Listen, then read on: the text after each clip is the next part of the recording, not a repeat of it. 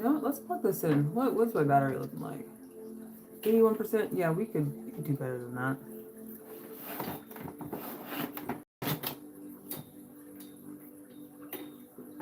Greetings. Hi to whoever's here. About to do me a little soapy soap. As we were wont to do on weekdays. Let's see. Let's go to the channel. Let's hit up the spot so that I can see the chat.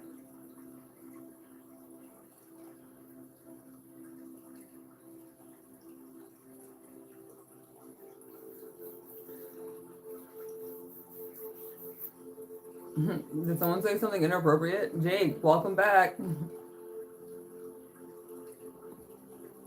I'm just glad to see you here. Welcome back.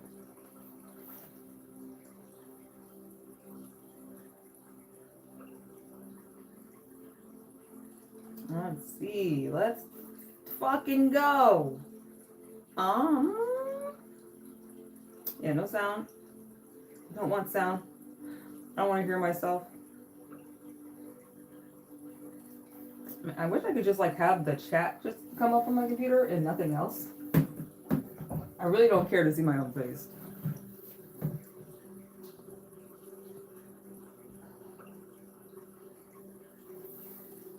You make me want to grab my lotion. You're welcome. It's always good to stay moisturized. You got a headache? What's going on? Are you not staying hydrated? You gotta stay hydrated. Ooh, this shit is hot. Oh, oh no. All right. It's really hot. Oh no. I might die. Let's see. Let's see. You're moisturizing your skin right now? I would suspect so. Yeah, I fucking bet.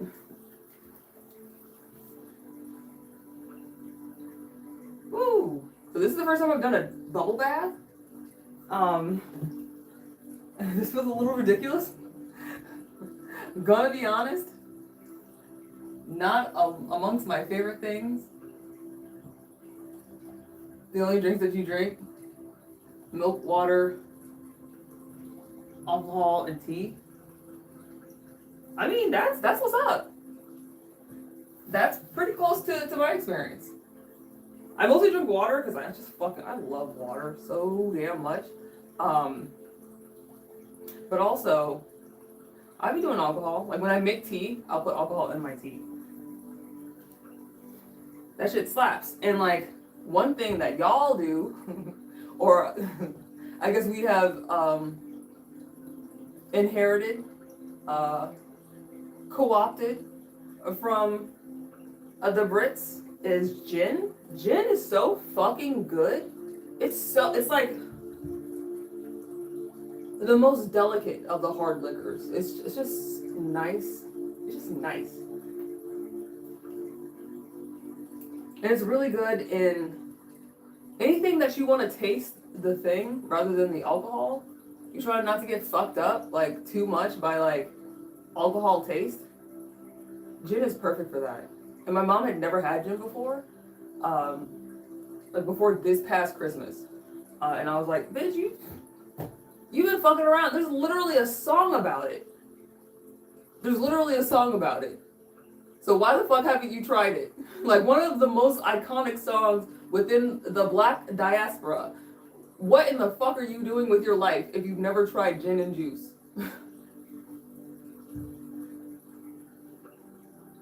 I'm a little freaky today? Am I? I'm literally just taking a bath. I don't know what's freaky about that. Ugh. Yeah, that's a lot better. Yeah, I have an autoimmune disorder. Like if you're new here, I have to say it like several times every time I get in the tub. I have an autoimmune disorder, and it's helped by being in hot ass water for usually 2 hours a day. Oh goddamn! And so that's why the water is so high. I have to get it up to my armpit because that's where I have my flare-ups the worst. Name my favorite British song? Uh,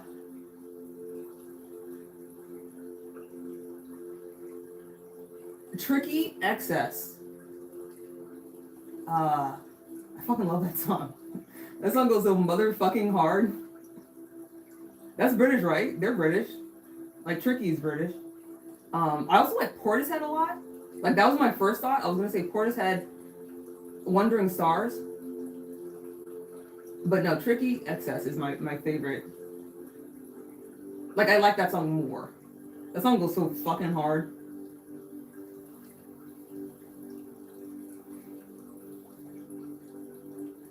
Well, I feel like everybody that's into K-pop, they came from somewhere else.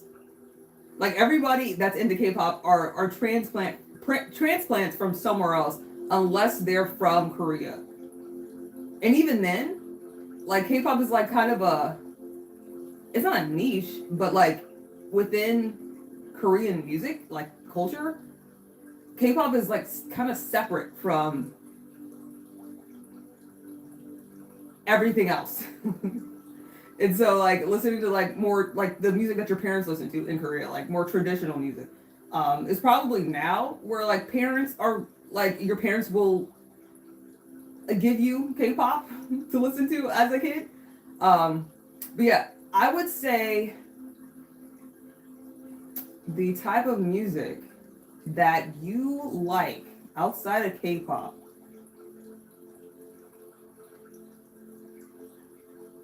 You like Stray Kids.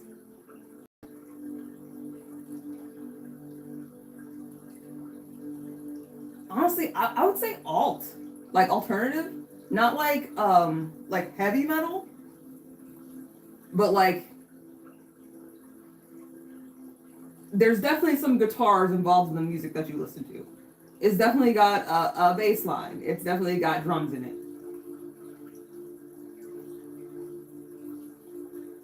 Put my rubber hair cap on and go under. I kind of don't want to do that. It's kind of not the most comfortable thing to do. Oh, I didn't put up the link to the video that I did it in. I am so sorry. I'll make a post about it because I actually like found it. Um, what number is it? Oh fuck. 5 4 5 4 454. I think it's number 454, and at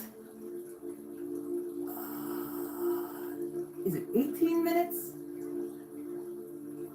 11 minutes? I can't quite remember the time, but it was 454. I'm fairly certain because I actually like took a screen cap of it so I would remember. I wouldn't even have to like write it down or anything. I would just have it.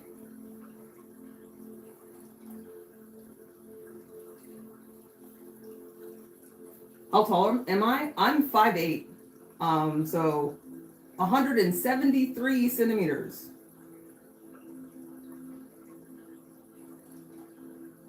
Also, was I right, Jake? Was I wrong? Like, what music are you into outside of K-pop? I could also see you listening to, like American pop music, but not like that's your main one. That's not the main type of music that you listen to. And honestly, like if you're somebody that's into K-pop, you are a person that's into multiple types of music because K-pop is so interdisciplinary. It's not really a genre so much as it is a collective of genres. Because like in K-pop, we have rock groups, we have like heavy rap, we have bubblegum pop, we have hyper pop, we have like within K-pop, there's so fucking much, and so I feel like you can't say that, like, you would have to say, I'm into these groups to actually get an idea of the type of music that you like. You weren't listening? I said alternative. So, like, music that definitely has a band, but not super duper heavy, not like heavy metal. How long have I been in here? I forgot to make a timer. Let's look at this. Let's look at this live. What does it say? What does it say? Probably 10 minutes ish. We'll go with that. Oh.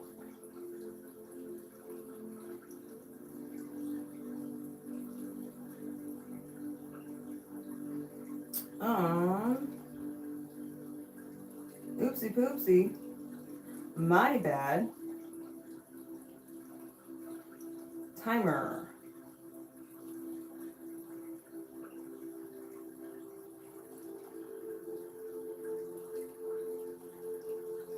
Timer for, we'll do 30 minutes. Why not? You said hi. Oh, hi, James Oliver. Oh, welcome back. It's good to see you. I hope the new year has greeted you well.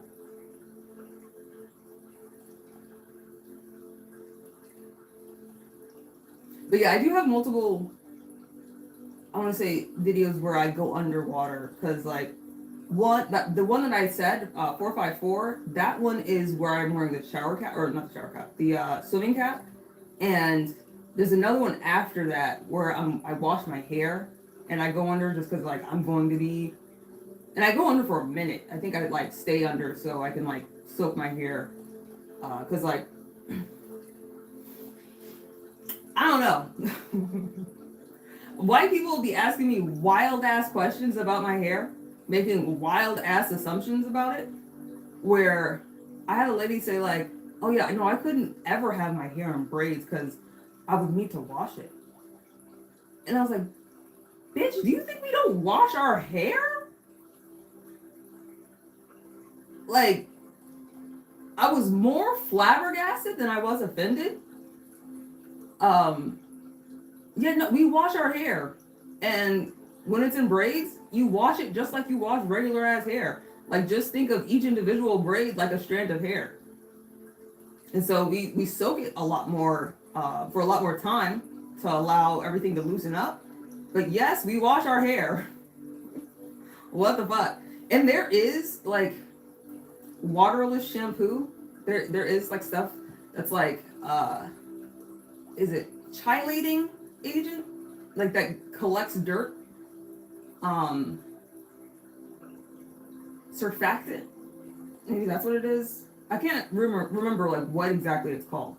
But the mechanism of action is that like it's like micellar water, where when you have a micelle, you have the hydrophilic heads and the hydrophobic tails. And when you look at the cell, like the hydrophilic head is the one that is like the part, like, let me see if I can like show y'all like an example. Okay, this is good. So imagine this is the hydrophilic head and this is the hydrophobic tail.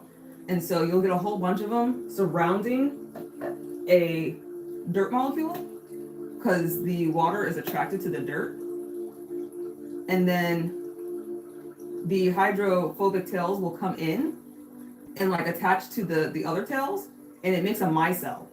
And what a micelle is just like this kind of insulated collection of cells. It's kind of difficult to describe, but that's what micellar water is. That's what it does. It's a little bit of chemistry, which like I definitely took. I don't remember most of it, but I feel like I learned that in biology when we were talking about micelles. But yeah, that's what micellar water is. It's made out of, or it creates micelles from the the substance itself when it gets attracted to dirt.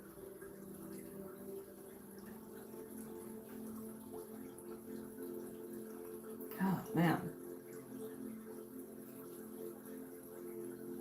Today I think I'm gonna make some motherfucking, we're gonna make chicken, and then Dig had spaghetti that he made over the weekend, and I think I'm gonna use the rest of the sauce, and maybe we're gonna try. Don't hold me to it. I'm going to try to make a spaghetti nest. We'll see how that goes. I'm not sure if it's gonna go as well as I hope. I think it would be easier to do with angel hair, but Dig doesn't like angel hair. He likes thick ass spaghetti, which I guess like is apt. It makes sense because he's got a thick ass partner.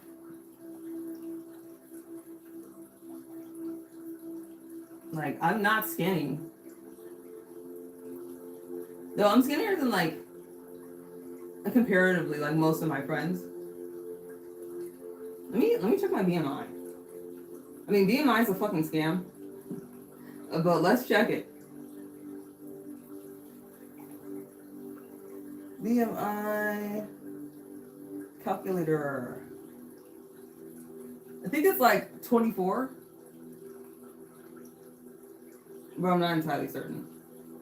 5, 8. How much do I weigh? Oh fuck. I don't take my weight in pounds. I'm at 71. What is that in fucking pounds? Is that like 150 something? 155? 71 kilograms in pounds. 156.5. So we'll say 157. Girl, 150. We'll say 156. We'll say 156. Let's do that.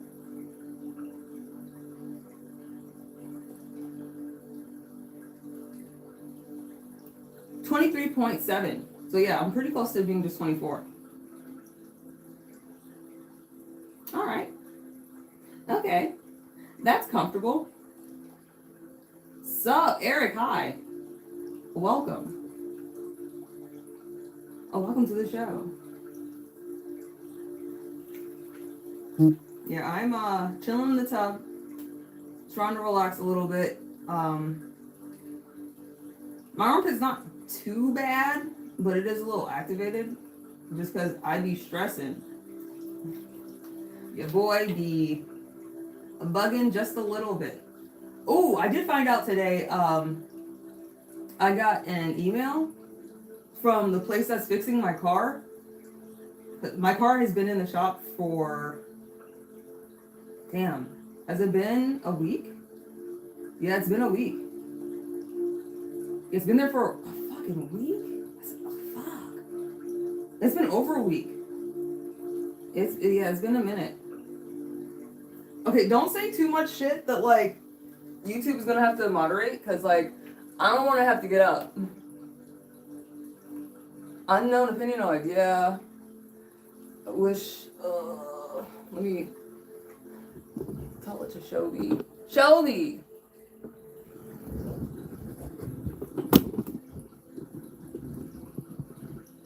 How's your armpit? My armpit's okay. Yeah, it's not the worst it's ever been. But it is, trying to act up. She do be on that bullshit.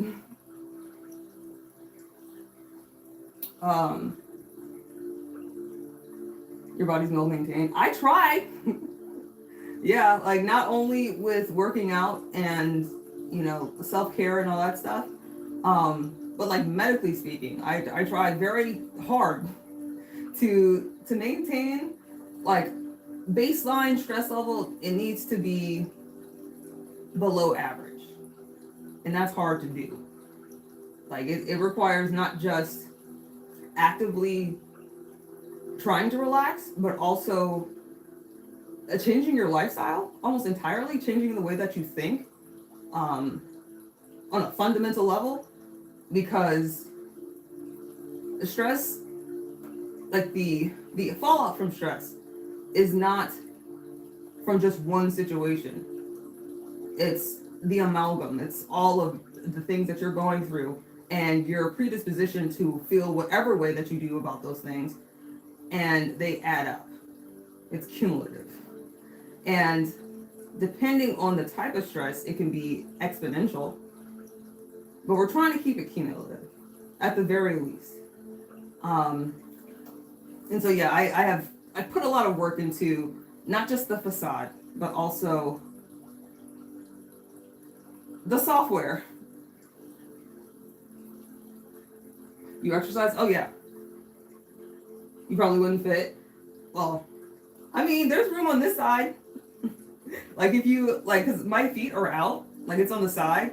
So like you could lay right here and put your feet up here. You could move this up. You'd be good.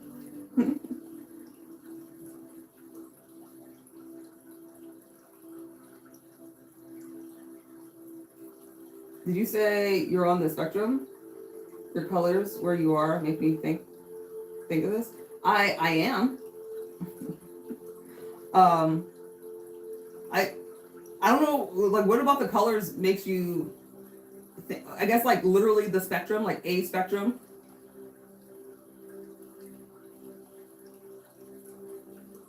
Either way, yes, we've risen with the tism. What was I gonna say? I got an email about my car, and so far it's cost $4,800. I think 4880.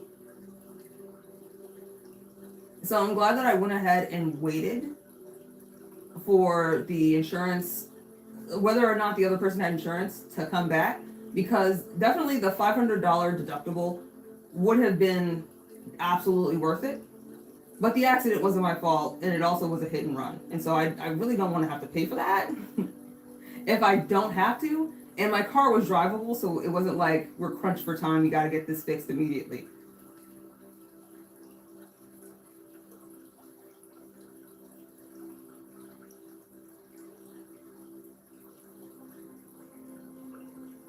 You might as well buy another car.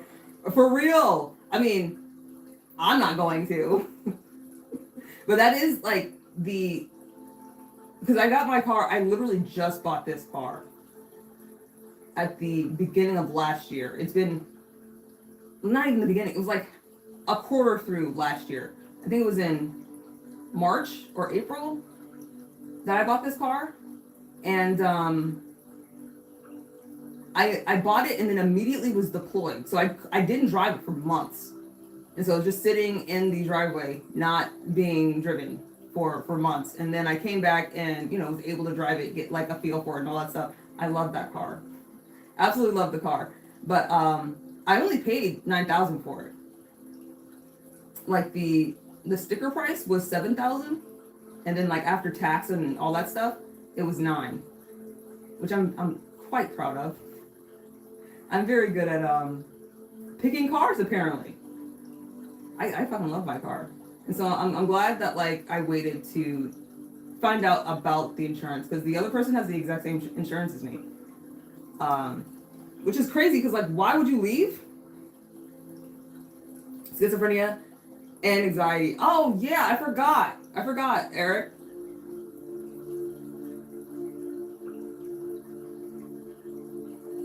You look and you get tunnel vision and listening. I feel that. Does it feel like sometimes when I am talking to somebody, this usually only happens when I'm in the same room, like when it's like IRL talking to somebody, but it'll feel like they're right here. They're like maybe 3 feet away from me, but it feels like they're on the other side of the room. It feels like they're miles away. Does it feel like that for you? I am quite curious. Because I feel like that's just like a product, a symptom of not like really like diet psychosis, where there's some derealization, some dissociation going on, and it distorts the way that the world feels. Hey, CMH Chronicles, hi, welcome. We're taking a little soak before I make dinner. Since you're new here, I'll let you know I have an autoimmune disorder known as hidradenitis suppurativa, and it affects mostly like Black people, Asian people, like people of color, but I mostly see Black people that have it, and women. And I just get lesions over various parts of my body, especially where I generate hair and sweat, but it does not matter. Absolutely does not matter where, like, it doesn't matter. I will get boils like on my face. I've gotten them on my face before, and it sucks. And it gets worse as you gain weight because you have more friction, more things touching, overlapping. It's a very uncomfortable disorder. But living with it, I have found that taking long ass baths every day is really helpful.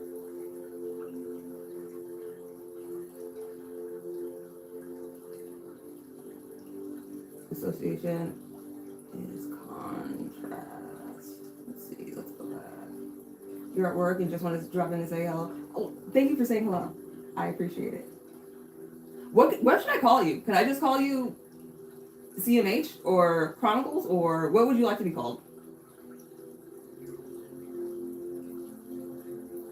Contrast. Okay, I get what you're saying.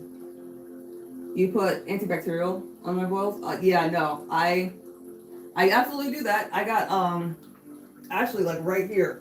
We got the stuff, Hibiclens. It's like iodine, like how it's used. It's very much antibacterial, and it's over the counter. But usually you have to go to the pharmacy and ask for it because they'll have it behind, like behind the desk. But it's really, really, really good for keeping things clean as possible. This is what they use in hospitals. What else was I going to say? My dad gave me this cream, and I think it's also over the counter. I'm going to show you, unknown opinionoid. I'm going to show you because you might be able to benefit from this because like it's really, really good when I'm having a flare up.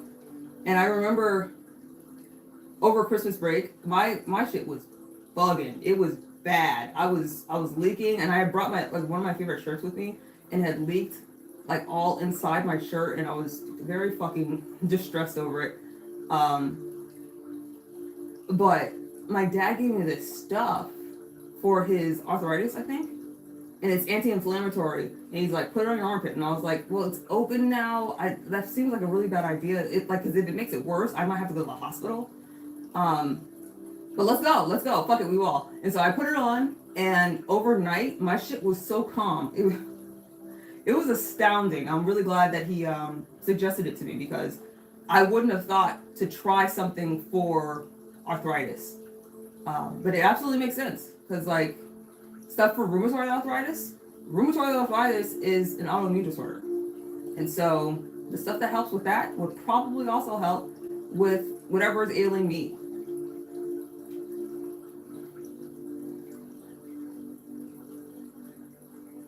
Oh, your friend has it? Yeah. Some days you can't move? Yeah. Carla. Well, it's nice to meet you, Carla. I am Finn. Yeah, it's so fucking rough. It's so bad. And it'll be real like I have some friends where it's so bad. And it's heartbreaking to see them struggling and suffering so deeply. It hurts so much and it's debilitating and you feel fucking awful. Like, because when you have a flare up, it's not just that your skin that's acting up, it's like your whole immune system's acting up, and it will make you feel sick. You feel physically ill, like malaise, like what you feel when you have the flu. where you have a fever, you feel just bad. It'll happen. That happens. And it sucks. Like, never mind getting like MRSA, because I have MRSA. Anytime I have an infection, I know I have to go to the hospital and get meds. And so I try very hard not to allow it to get to that point. But yeah, it's so heartbreaking to see my friends going through it, because a lot of my friends have it because they're bigger, they have bigger bodies. They'll have it in their thighs and the bikini zone and chest region, and it's not just horrible and painful. Absolutely, yes, we can say that, but also the way that it affects your quality of life, your self-esteem, the way that you see yourself. You don't want to look in the fucking mirror. Like, you're just riddled with holes, and they're oozing, and you feel disgusting. And you think about other people saying that shit and thinking you're like Pigpen from the Peanuts. It's just, it's horrible. Yeah, it's just terrible. What's my phone number? Yeah, we don't give that out.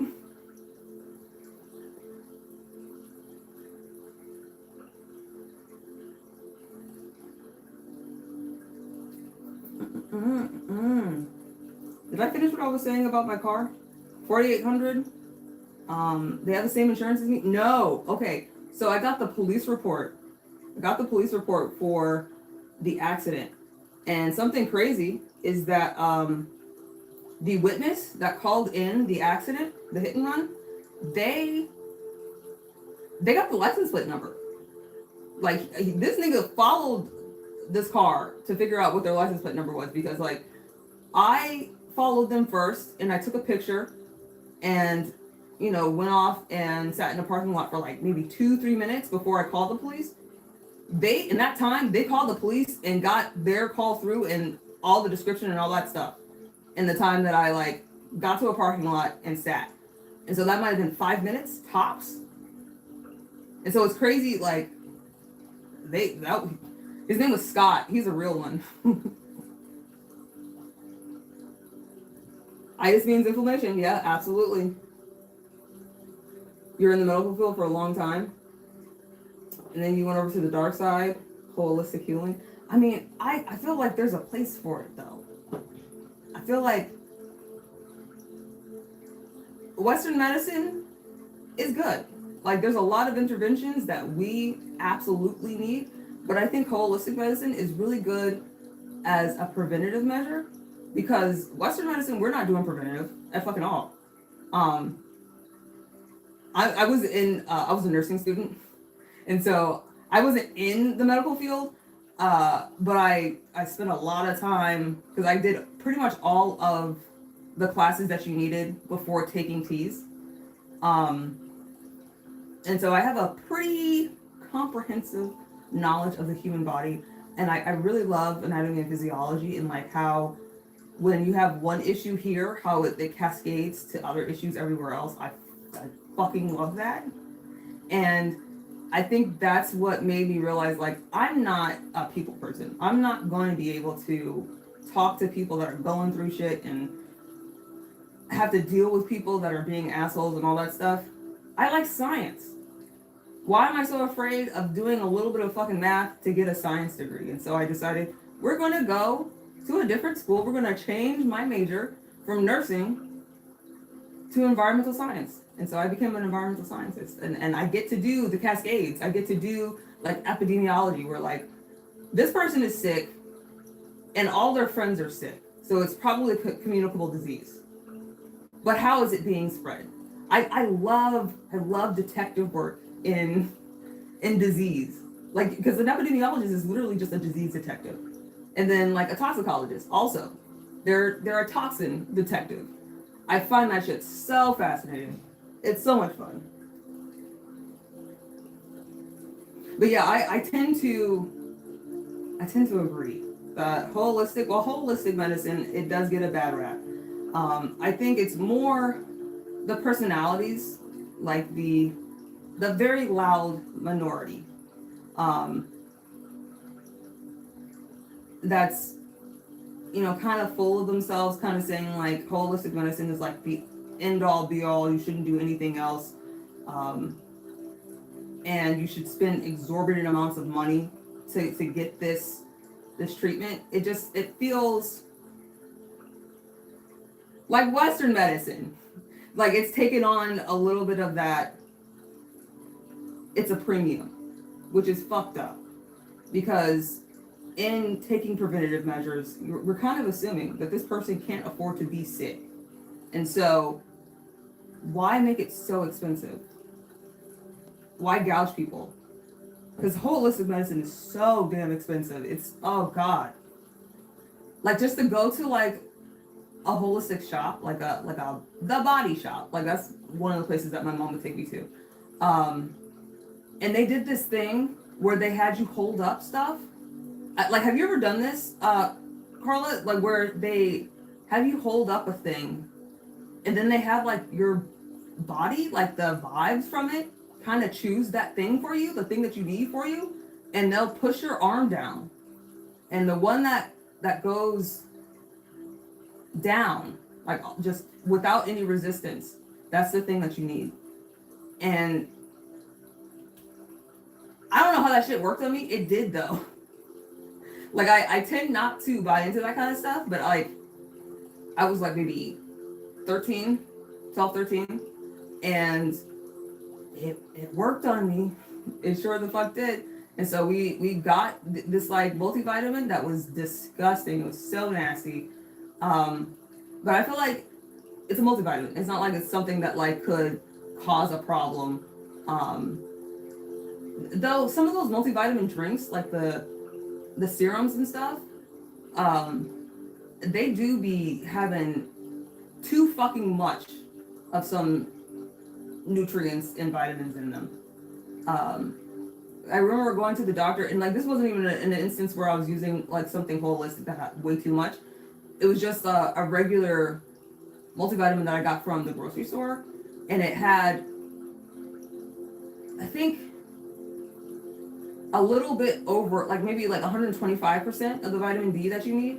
And then I drank a smoothie that had vitamin D in it as well, and it fucked up my test results when I went to the doctor, and they're like, yeah, don't do that. And I was like, oh, okay, shit, I didn't know. My bad.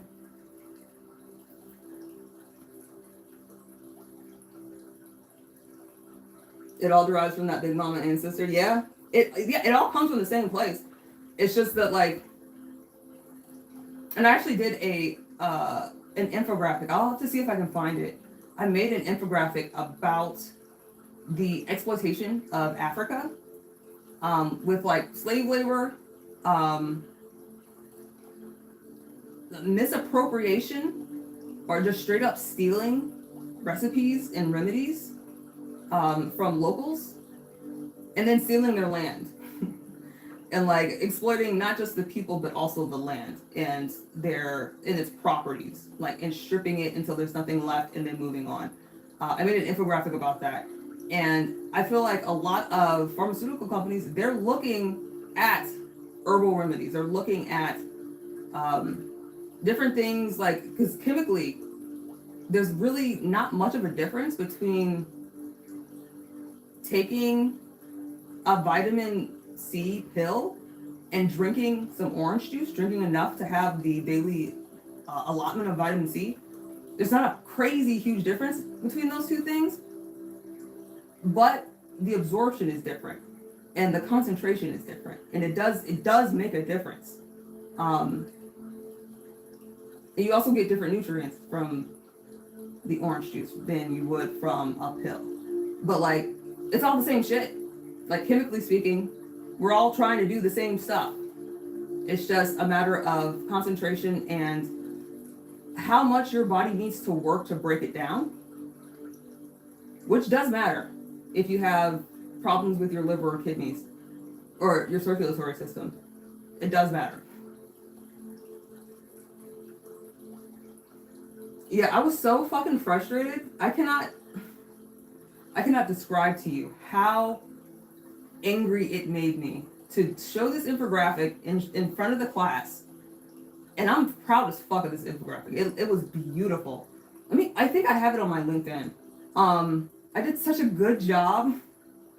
And I literally, because it was so good that it won an award. Like I won the best infographic of the semester. And they put it up in the hallway. And so I was very proud of it. And upon finishing it, the amount of people in this fucking classroom full of environmental science students, they've taken the environmental injustice class, they've taken air quality, they've taken waste treatment. And the way that they sat here and said, how is it our responsibility? How is it the responsibility of Big Pharma, which based it here primarily, how is it our responsibility as Americans to look out for Africa and to kind of stymie the exploitation of Africa? Why is that our responsibility? And I was like, are you fucking kidding me? Are you like this is grade A victim blaming? Like these people have been exploited beyond anything that's right. And if this was happening in the United States to a group of people, I mean, it has, there would be criminal charges. And there have been. And so I think it's wrong. It doesn't matter geographically where these people are. Like, they just got the luck of the draw that, like, they're in a country that nobody gives a shit about.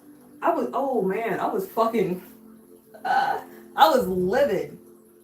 And of course, the person that asked this shit was a white guy. What a fucking douchebag. God, I was so mad. And then the teacher, she was, my professor was the head of the toxicology department. And she let me flounder. She let me die out there.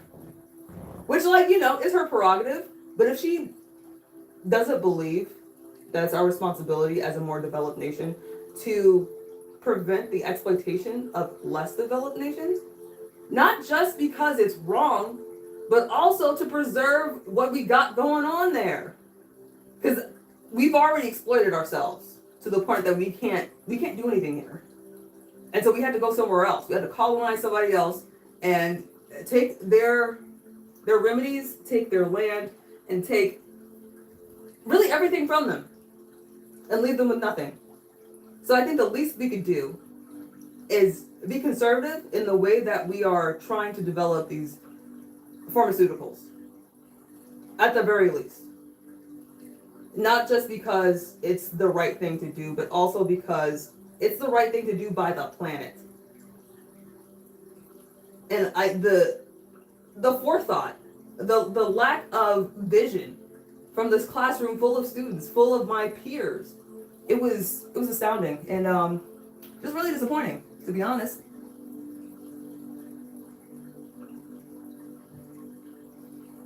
Yeah, that really pissed me off. That was maybe like 10 years ago, and I'm still fucking livid about it. Because that attitude is so dumb. It's dumb. It's straight up stupid. LinkedIn. Can we? I haven't logged into this in forever, and I'd be getting. Do you get fucking DMs on LinkedIn? I get fucking weirdos coming through, like complimenting me and stuff, like trying to like giving some down the fuck energy in my LinkedIn DMs. Positively wild.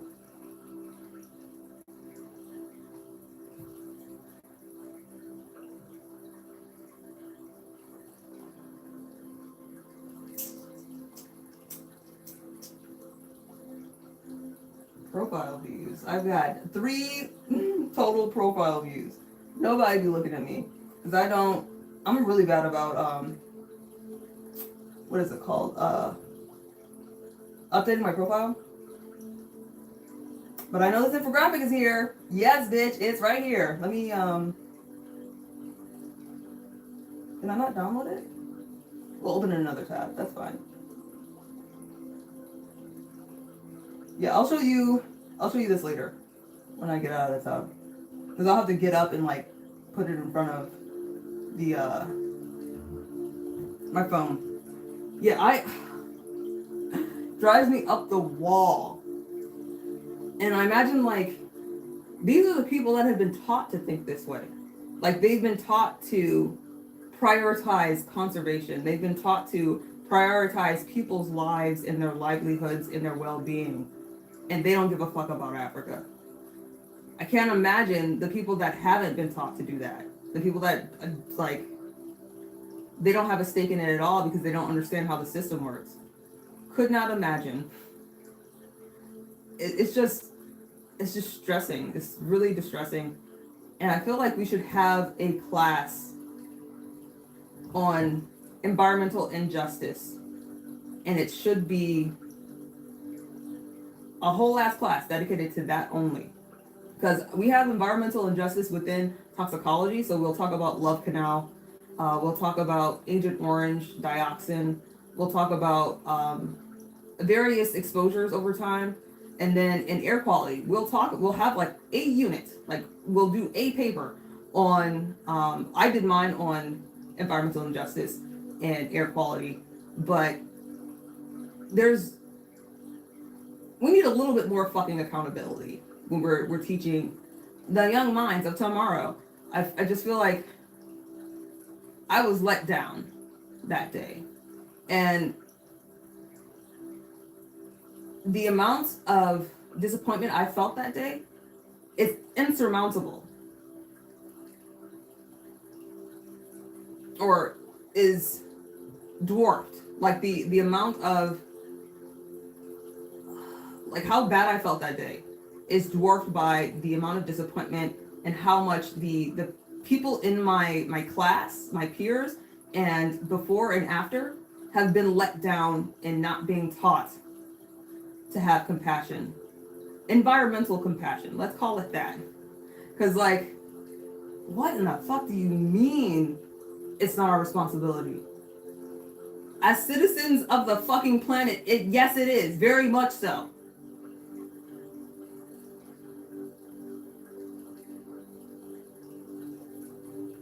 You went to get Duma the Booma. Who the fuck is Duma the Booma? In her cage, aka the big one. The big one. I love the terminology you use. Like, cause like I need a lore drop. I feel like you got like a whole ass. What kind of books do you read? Like what kind of stories do you like? Cause it gives me Stephen King, Lovecraftian, cosmic horror vibes. The way that you talk about shit. Or maybe in the realm of D&D. But closer to, because you talk about shit like it's like not necessarily where it like, because rich in context, there's a lot of, there's missing context, but it feels like there's a world that you're like snatching little pieces from, and that definitely feels like D&D, but it's closer to like something cosmic. You don't read books, you watch movies. Okay, well, I mean, that's just books on the screen. What kind of movies do you watch? Do you watch a lot of horror, a lot of things that like have you thinking existentially? I am curious. Also, when I was talking about my favorite movies, I remember I gave like I rattled off a list of like some of my favorite movies. I forgot, or maybe I didn't. Maybe I didn't forget. The Mist. The Mist is one of the best movies ever, and it's one of the best stories ever. Also, Jake, you can. I grew up in a household where my mom's a librarian, and she's been a librarian for most of my life. I would say she's probably been a librarian for 20 years, easily. And so we very much were exposed to books and books. And guess what? Books. Something that you can do on YouTube, they have audios. So if you're interested in whatever book, I have issues with reading. I probably had like some type of dyslexia or something growing up, and I just would not tell the teacher that I was having trouble. I would just read ahead. And so I did smart shit, but I was a dumb bitch. And so now I listen to a lot of audios rather than like reading shit. But I probably should get back into reading shit. I have a library card. I got one on purpose, like expressly so that I would do more reading. But yeah, you can look up audiobooks for free. Kai! Hi! Oh my god! Hi! It's good to see you. Oh my god, how are you doing? I'm taking a bath. I'm soaking because I have an autoimmune disorder. I feel like you've probably seen it on my Instagram. And soaking in the bathtub helps for it. Oh my god! Hi! I love Kai. Wow. Kai is the homie and a half. I fucking love Kai. We're like this son. They live in can I say where you live? Let me not. In Europe. Let's say that.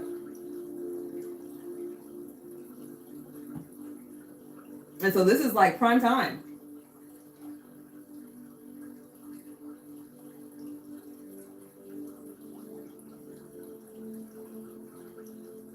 Was my mom a librarian in Ghostbusters?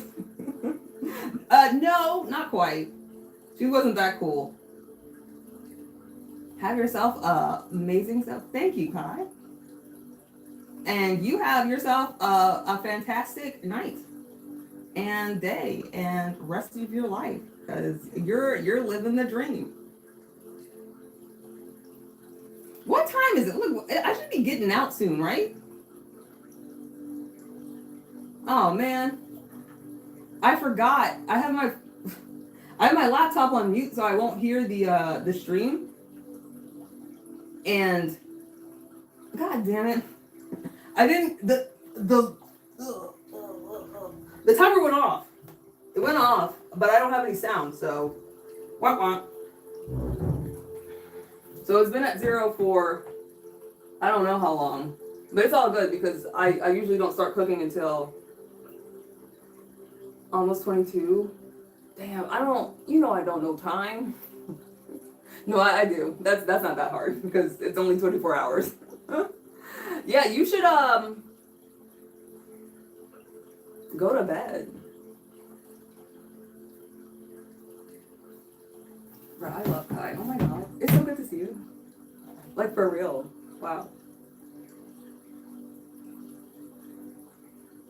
Yeah, they used to live on this side of the pond, like over here in this vicinity. I mean, not like close to me at all, because we would hang out if like you live close. But finally got out of here. Thank fucking science.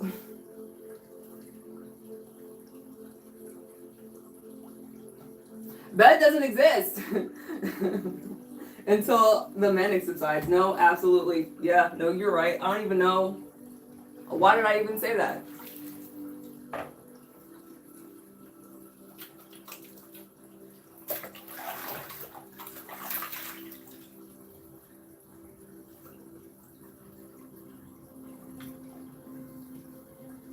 Yeah, Jake is that bitch.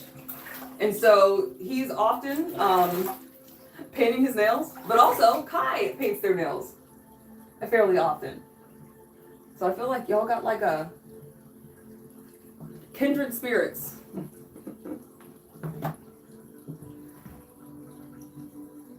Sending digi-hugs, thank you. Yeah, I wish we could have hung out before you left. That would have been nice. But maybe like I'll just need to come up there. Up there, yeah, up, yeah. Up and over, a little to the left. I got a few people that I need to visit.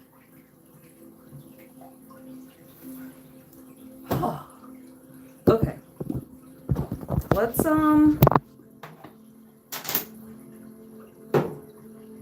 start dinner, y'all. Man, I'm You need to visit the States? You don't. You sure don't.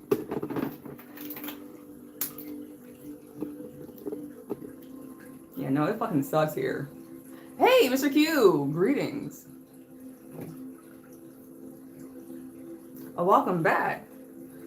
All right, so, I'm gonna get dressed. We're gonna make dinner, and I also need to get an outfit.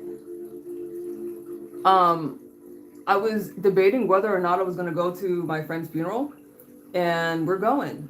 It's happening.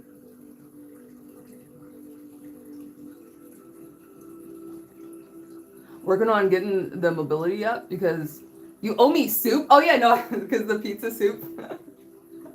Was that good? Like, was that? It seems like a terrible, terrible mistake. Goon sesh. Yeah, no, we have to do the goon sesh. Of course, we always do the goon sesh. Also, hi, cowboy. It was good? Oh my god. I got a pouch of it, and I never tried it. I'm gonna try it. I'm gonna put some cheese in it, because I have to fuck shit up with cheese. Sorry about your friend. Yeah, no, it's all good. I appreciate it, Jake. Because I think I'm still a little bit in shock from it. Because it was so quick. God damn. It was just really quick. And so I'm really excited to take pictures at the funeral, because I have a friend that's coming from out of state. And I haven't seen them in like years. And so it'll be nice to actually like see them. And we bought flowers. Because I'm that one. Like, I like to coordinate stuff and get everybody together and do stuff. I asked anybody, like, I got $70 to go towards flowers. What do y'all want to do? And a few people were like, yeah, let's go. Bet. And we got like $300 towards flowers. And so we got like one of those like standy things. Hold up. Damn it. Yeah, we got one of those handy things, like a flower arrangement of like it's big. I'll show you a picture of it. Like a pot with flowers in it, and like one of those standy things that like is on a tripod. Because your boys got dockets like that. Did I say dockets? Ducats. I don't, but I don't spend my money on anything, and so I always have some. Bars. Listen.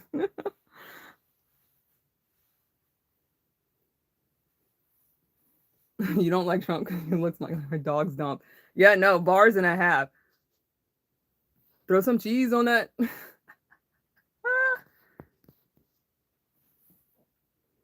You're watching the Iran situation and waiting to see what Trump does. Yeah. It kind of feels like a constant waiting, almost like living in a house with an alcoholic, where like it's like just an abusive house where you never feel like you can breathe because you're going to like whatever you do is the wrong thing. Why Americans call pubs bars? It sounds weird. I don't know. Because like we talk about, like, there's a place in like downtown called The Bar, and it's not a bar. It's like the bar for lawyers. And so it's just, what are we doing? Never safe, always on alert. Yeah, exactly that. Anything and everything you say. It's fucking exactly. Yeah.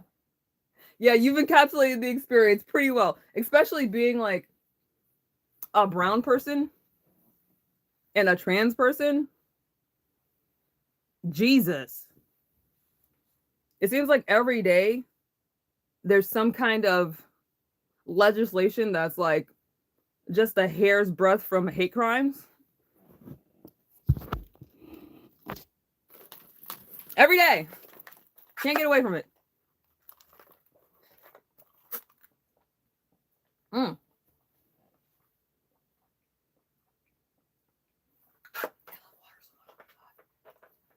Whew. Okay. This is really wet. It's kind of bothering me how much is dripping. Even though like I have a towel on the floor, these guys are moist.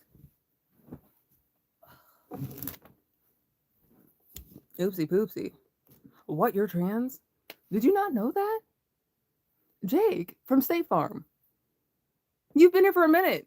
You, like every time I say like somebody says like, "Oh, you're a beautiful woman," and I'm like, "Well, I'm a they them first and foremost." Were you not here for that? I feel like that's happened several times, like since you've come here.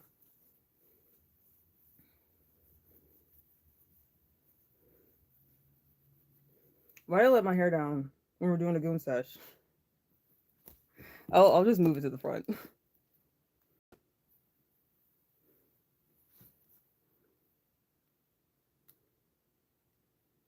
They're no longer worried about the hair's breadth. Yeah, no, you're not wrong. Yeah. The hair is spectacular. Thank you. Yeah, it's quite long. It took me probably 8 hours ish. Around that. Yeah, it took a minute. But absolutely worth it because I love doing my hair. You want to listen to some Billie Eilish? I could see that.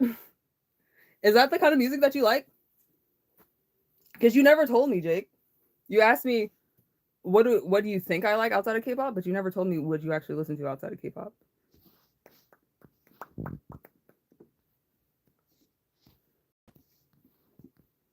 It happens to you too. I'm glad you're in a place where like shit's a little less tense.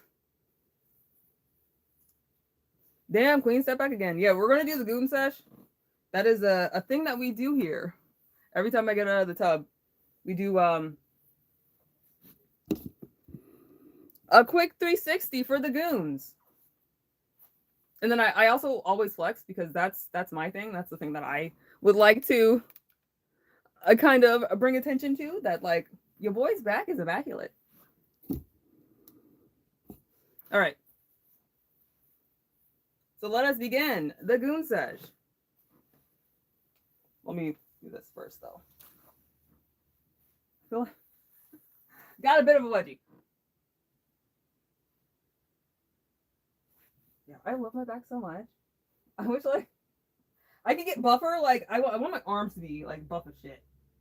Because I feel like that's like you've arrived once you, like your arms are like doing the thing without you doing the thing.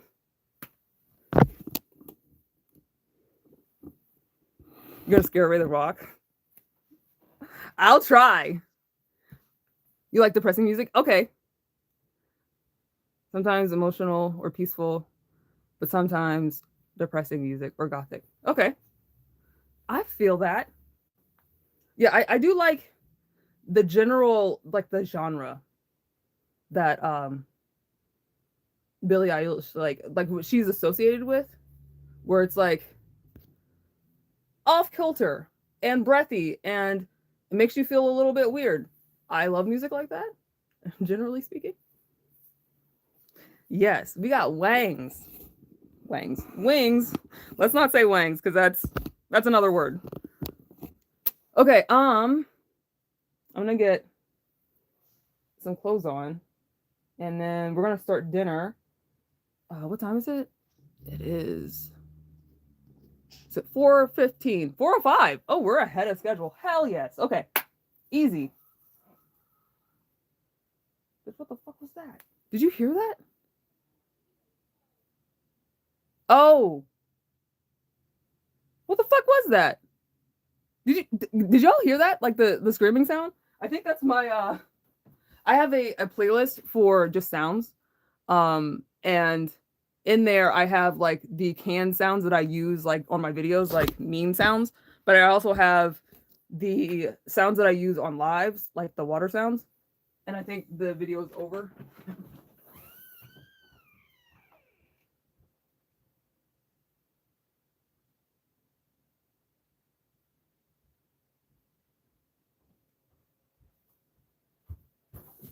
Okay, that scared the shit out of me.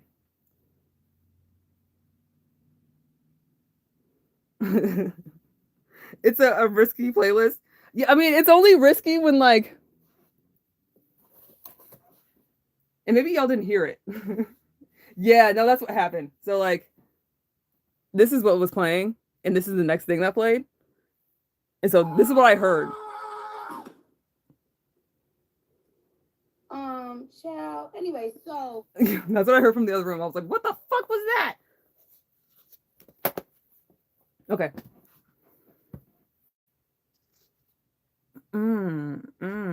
So sexy. Thank you. I most certainly try. Is that why you have a headache? Is it because you have like tooth issues? Because that's some of the worst pain. Like it's kind of hard to quantify. If you got a toothache for real, you should definitely go to the dentist or like the doctor even, just so they can like give you antibiotics. Because once it started hurting, that means there's already been like a long-standing issue. Your tooth doesn't just start hurting out of nowhere.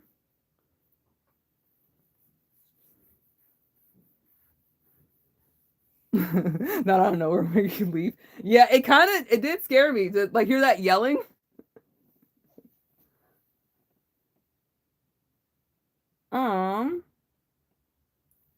What is a shirt? Does anybody know what a shirt is? I'm trying to think of. Let's just throw something on. What the fuck? Why am I like agonizing over what I'm gonna put on? Ugh.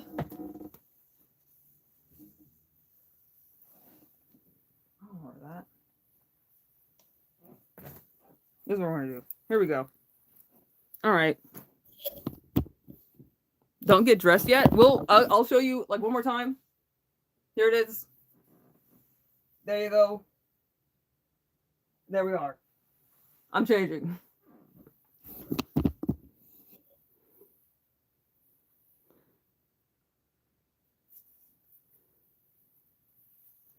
You can be asked to have a toothache? What do you mean by that?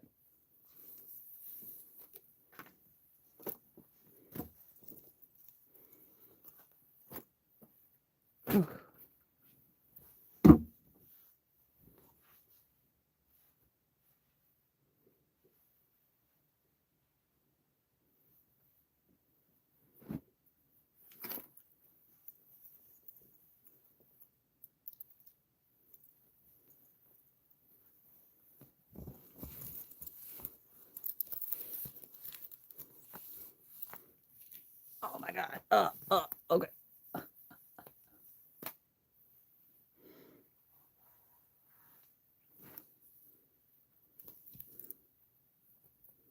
All right. I love me a turtleneck. I love turtlenecks so much. I have so many. And I have dupes of some of my turtlenecks. Just because like that's how I live. That's the life that I lead. I like to feel like I'm being choked a little bit at all times.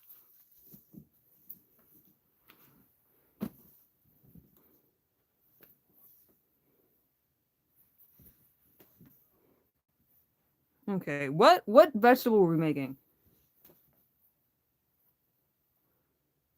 I'm sexy as hell, might as well. Bars. I'm scared like, oh no, you can't see me. I do have a video where like I bend over and you can kind of see a little too much. And I went ahead and edited it because like I don't want when I reapply to be monetized, I don't want YouTube to be like, nah, bitch.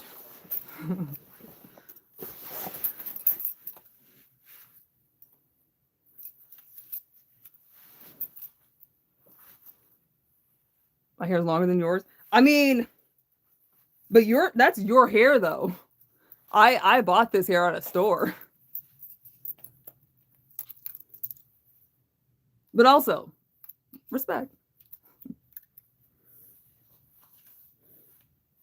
Because I'm too, I won't say lazy, because I do put a lot of work in my hair.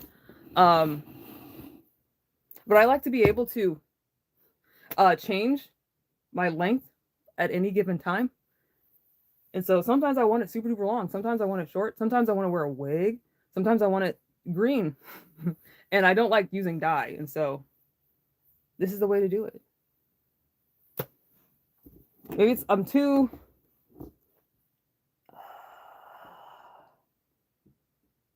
badass to want to just have one hairstyle.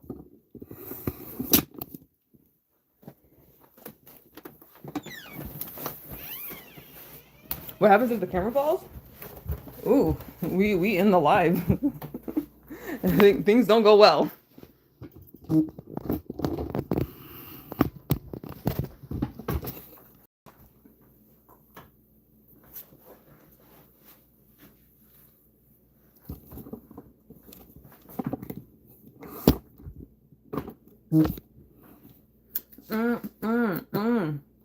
So impressive.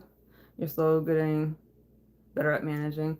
Man, I mean, your hair is really, really long. Like, if it's like anywhere near mine, because like this shit is to my knees. And also, you're like way taller than me. Also, that.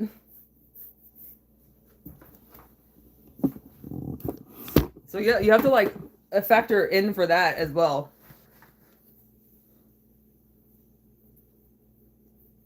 Sometimes you like to dress in ladies' clothing and prance around like a pretty cowgirl. I mean, I fucking feel that, more or less. Tis the way. I mean, cause like, it's so fucking boring to do the same thing. When you can do literally anything, like literally anything. You can do anything, and you just want to do this one thing all the time.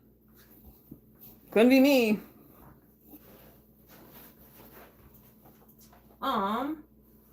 So stuff is about it. Looks like, yeah. Trying to think of a game plan. Gay ass game plan.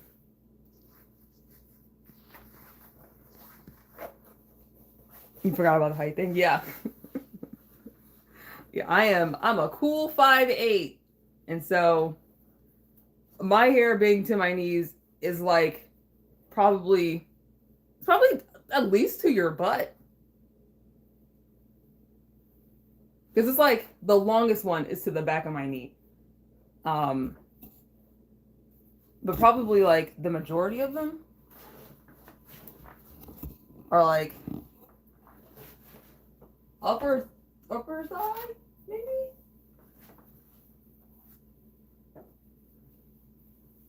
Like right here. So like just under my butt is like the majority of, like the thickest it gets before it gets real, real thin. Probably this is the thickest it is. But like here is probably where I would say like is the actual length. Where like this extra, what, half a foot, maybe a little bit more, almost a whole foot. It's actually pretty long. Is like extra.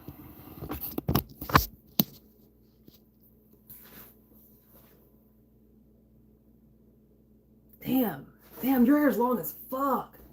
Whoa.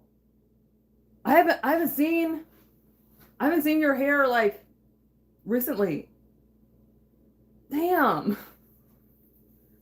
I mean, you're doing something right if they're getting that long and not like breaking.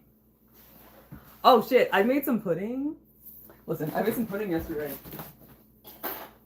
It's my favorite kind of pudding. It's dirt pudding. And I got some gummies to put in it. Because like, typically when people make dirt pudding, they put worms in it. Like gummy worms. But you know, I can't be fucking normal. I don't deal with normal here. And so instead of using only Oreos, I put goldfish in there. And the Oreos are like birthday cake Oreos because it's birthday month. And so my birthday was last week. My brother's birthday is the day after tomorrow. And then Dig's birthday is on Monday. What was I gonna say about this? I'm gonna put some. I got some gummy sharks.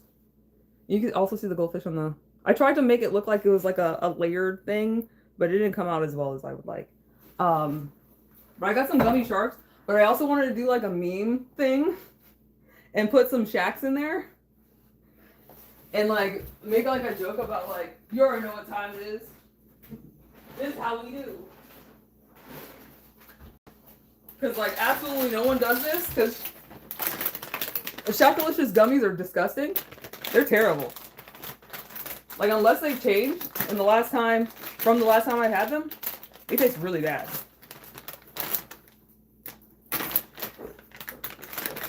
Fashion. I try. At the very least. Oh, yeah, no, this smells like dye. Dye and nothing else.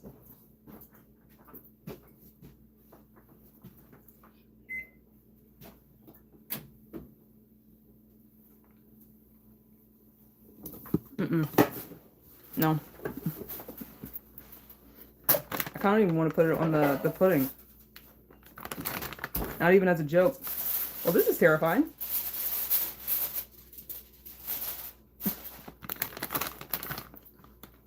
Oh, this is horrible. This is so bad.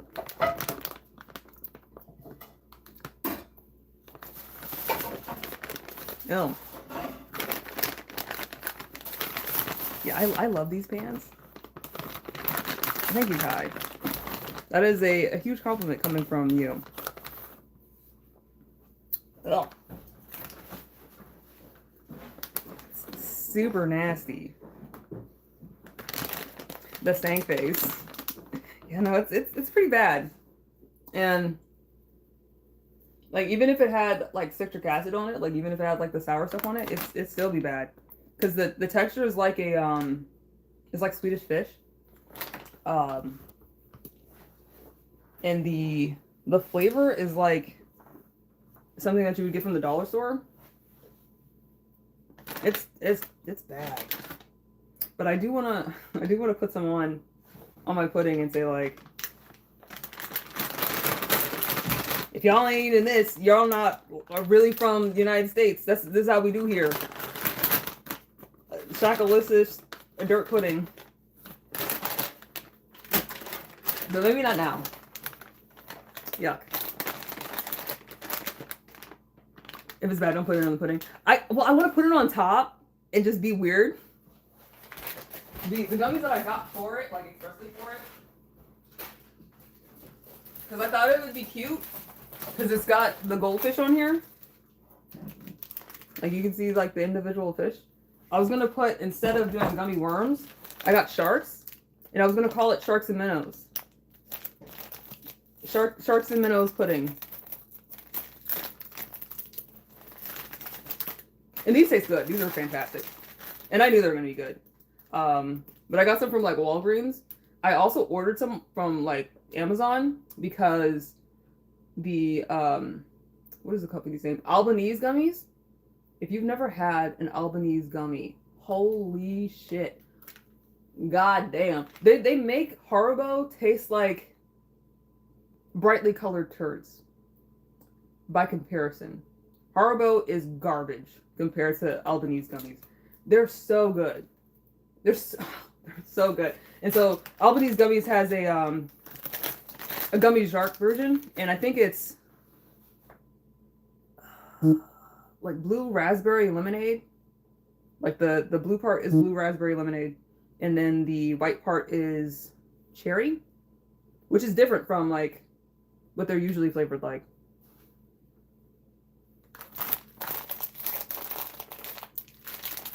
Albanian? No, I think it's Albanese. That's what it's called. I'll show you what the bag looks like. Do I have some? No, I don't have some.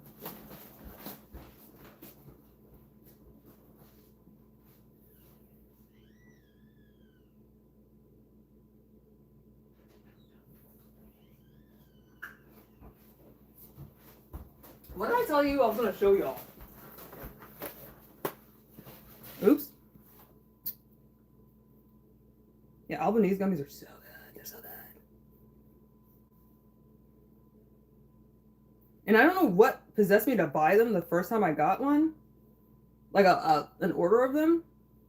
But I bought a 5-pound bag because fuck it, we ball.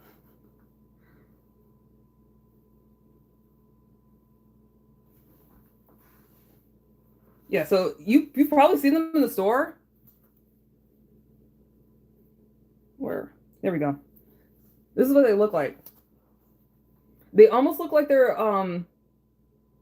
medicine. Like they don't actually look super duper appetizing. They're the best gummies I've ever had in my life. And I'm a bit of a connoisseur. I'm a bit of a fucking gummy snob. They're so good. And probably the best if you like sour, they're not like exactly like Sour Patch where like first they're salty or not first they're sour, then they're sweet. These bitches are sour throughout. So like the outside is sour and the gummy itself is sour. Bitches go hard. Like nuts on butts. The true fruit, that one's like probably the best because they're super duper soft. They're softer than the regular gummies. But like really you can't go wrong. They're all good.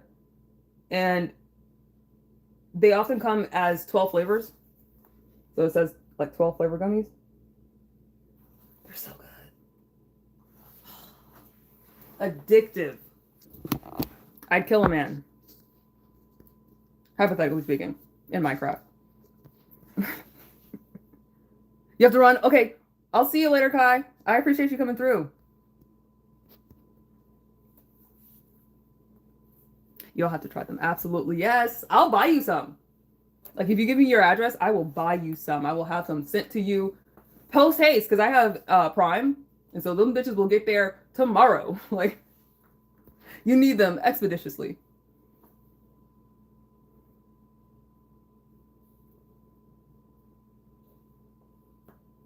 It is crazy, like, that you happen to get on YouTube and then also on live. I mean, I've been doing lives pretty frequently since last September.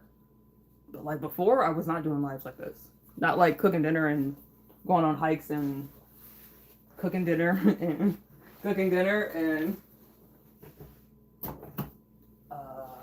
what other things do I do on live? Take baths and go on hikes and go on walks.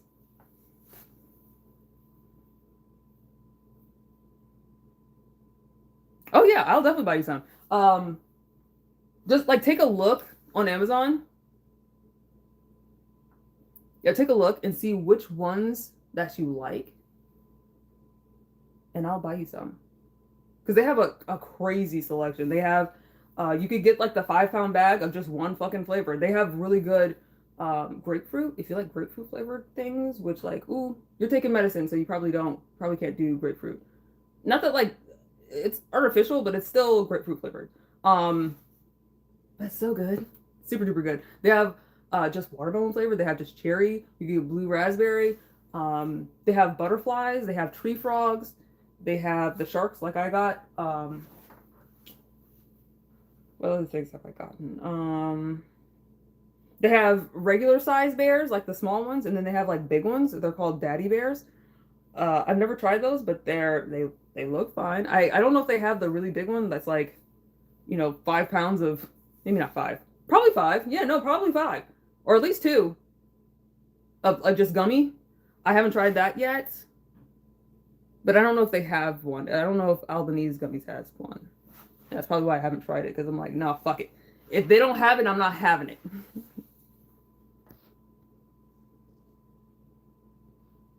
I'll have your shipping address in a day. Hey, that works. Okay. Yeah, message me later. You have a beautiful day as well. Or a beautiful night. A beautiful everything. Yes. But I feel like this is gonna look nice. Let's put a few on here and just like see what it's looking like. Oh, it's cute. Oh, bitch. Ooh. Drop one.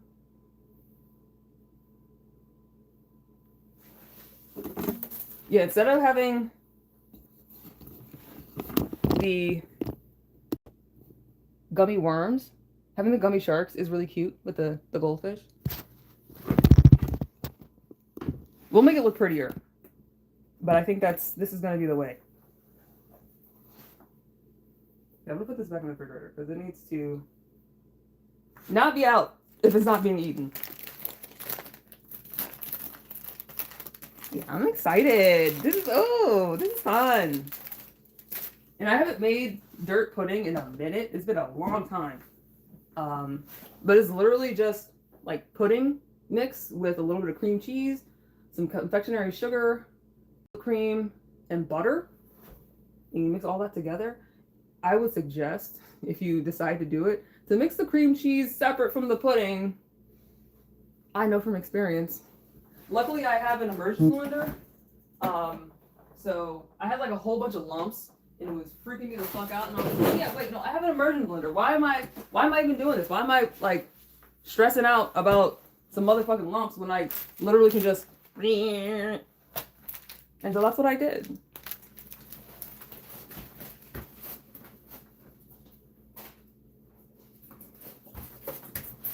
All right, it is time to start dinner. I'm going to make a garlic butter roasted chicken breast. Not a whole chicken, just a chicken breast. Just the one. I think it's gonna be pan roasted because Dig's dad's using the oven. Oh no, he's not. He's took the stuff out.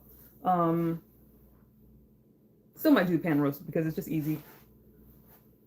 Hates a lumpy pudding unless it's tapioca. I'm not super fond of tapioca, though I fucks with heavily rice pudding. Rice pudding is so good. And yesterday we were talking. Were you here? Did you CMH Chronicles? Her name is Carla. We're talking about couscous, and couscous pudding does exist. It is a thing, and I looked it up, and I feel like we're gonna make that happen one day. Because I love some couscous.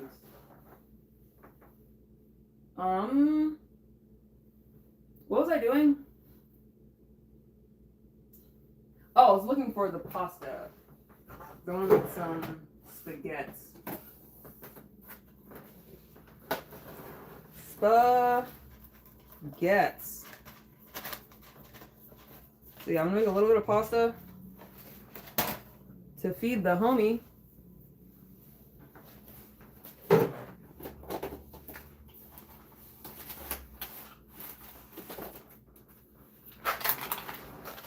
Hell yeah, let's go.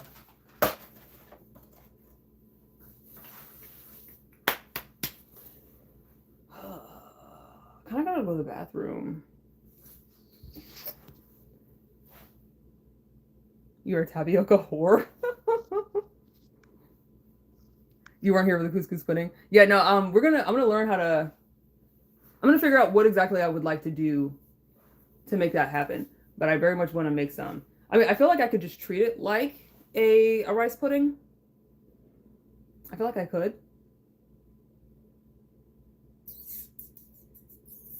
But yeah, I need to go to the bathroom right quick. So let me I'll leave you with a beautiful view of my backyard. I gotta go for like a minute because I'm about to wet the floor. If I'm being completely honest. So yeah, like enjoy my backyard. Maybe we'll get a deer because deer definitely go in my backyard. Like they'd be out there. But I'll be back in like a couple minutes.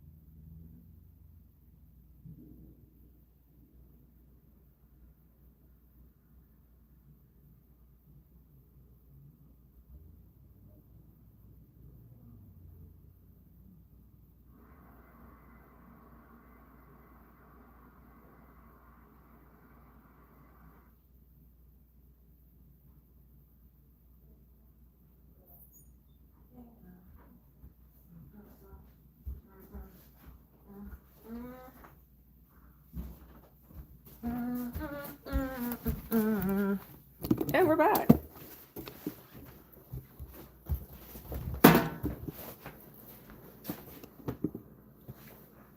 Okay. So I have to see where Dig is at. I don't think probably hasn't left yet. Alright.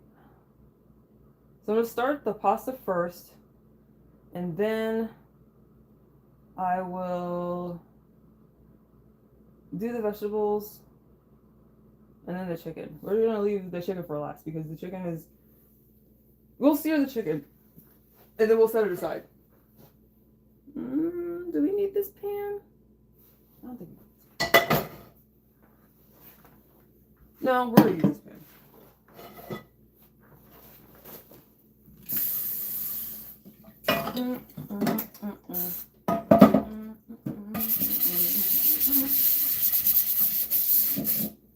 Man, I am so excited to get my car back.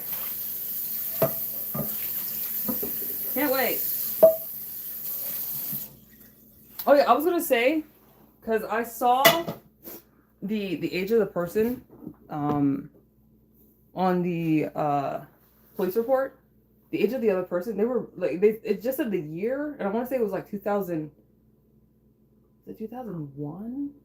2005?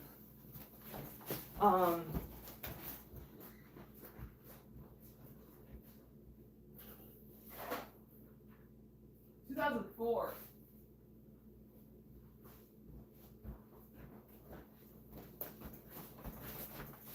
So yeah, depending on when their birthday is, they might be 22. And so that's really young to get into like an accident like that. And from the name, it seems like it's a girl, and a brown girl, like from elsewhere, like maybe maybe not an immigrant, but like her parents might be. And so sometimes immigrant parents can be a bit tough on their kids and a little scary. And so I could see getting in an accident and just freaking the fuck out and leaving. And I really wish she hadn't. Not only because in doing a hit and run it becomes a crime, like just hitting somebody, that's just, you just hit somebody and that affects your insurance and all that stuff, but like it's not a crime. But to leave, that's when it becomes a crime. And I really wish she had stayed, because like I'm one of those people that like I very much want to de-escalate. I very much want whoever I'm interacting with to feel empowered or to feel okay. And I could absolutely 100% see myself hugging this person that just hit me with their car to help them feel better and to let them know like it's okay.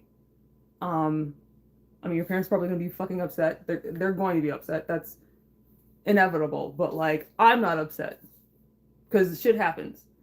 And so I really wish that she had stuck around instead of leaving, because we could have done it entirely through the insurance. I wouldn't have had to call the police. Yeah, it's disappointing. And I wish I could have been of service to her, because it seems like she could have benefited from having somebody just understanding her disposition, understanding that she's freaked out and scared. Because like I haven't necessarily been there, but I wouldn't want to be there. And so I'm cool with even though, you know, getting hit by another car is scary. Like that actually, I haven't been in a whole lot of accidents in my life. I'm a pretty good driver, and so I haven't, like myself, gotten into many accidents, and I haven't really been in a lot of cars where we've gotten in an accident. I haven't been a passenger during many accidents. And so it is something that is new to me. It's something that is understandably scary, but not so traumatic and terrifying that I wouldn't feel like I need to help just make the other person feel better.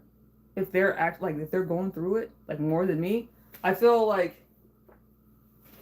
almost like not just that I put my own feelings aside, a little bit of it is it makes me feel better when the person that I'm interacting with feels better. And so it's a little bit selfish. But mostly I wish he hadn't left. Because it sucks to have a record at such a young age for some shit that literally was just an accident. You didn't need to do it. And I know you didn't need to do it. It'd be super weird if you meant to hit somebody with like, because it was a work van. Like with your dad's work truck.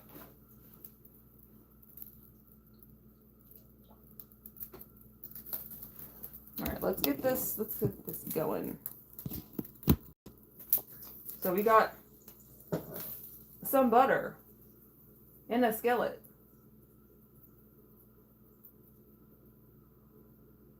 You know what? I'm gonna set this aside for a second because I need to crush some garlic, as we are wont to do on literally any given day of the week, but especially weekdays.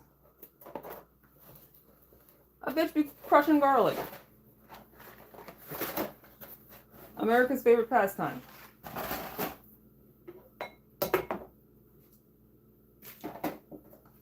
The greatest game ever played.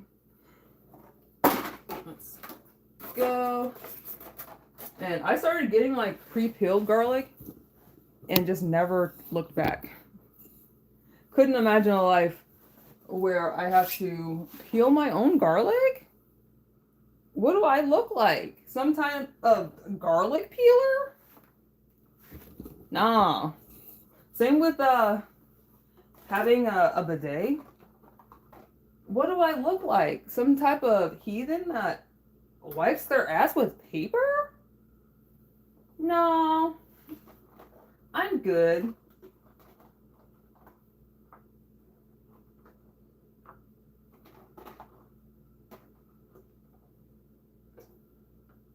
Let's see. So that's like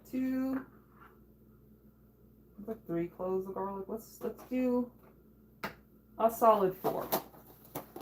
And we gonna crush them. Crush them real good.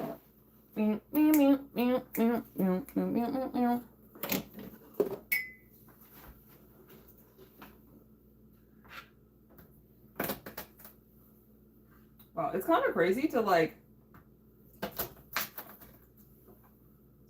see how much my viewership has changed from being shadow banned. It kind of is depressing. Can't wait to reapply to be monetized because like not only like do I mean money's nice, it's nice to have money, but like it's more like I just don't want to be shadow banned anymore. Because like having a dead ass stream is like a little bit like throwing a party and nobody came.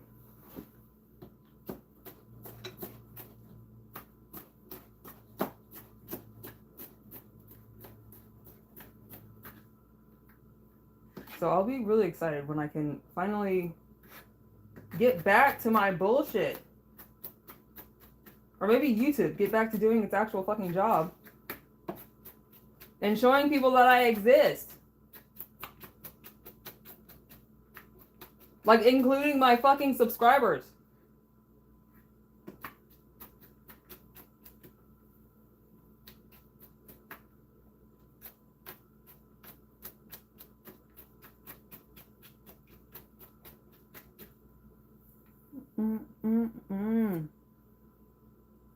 Hi, from Virginia. Greetings. Welcome to the show. I'm making some butter garlic chicken, pan roasting, and probably some spaghetti to go along with it. Yeah, that's what we do here. Crush garlic and have a fat ass.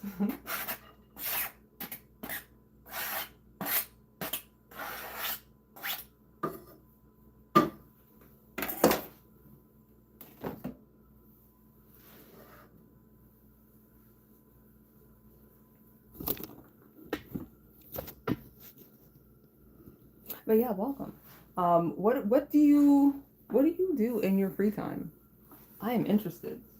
I would like to know. I'm invested in your story. You'd like to get a nice little lore drop.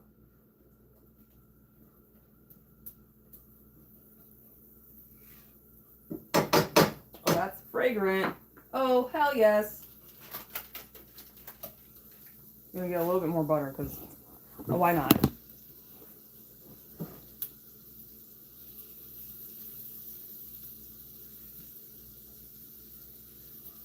We're gonna get the garlic just like a little bit, almost brown. Like it's starting to think about being brown.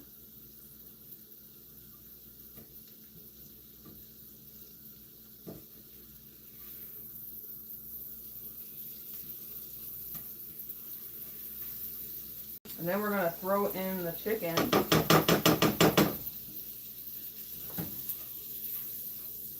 Get the temperature up kinda high. Because we're trying to do like a sear where we're browning the outside of the chicken. Oh, I literally turned off the heat. Real dumb bitch clock. You write in your free time? As well as read? Dig a few video games like Kenshi. What video game, like, console, what was, like, your first one?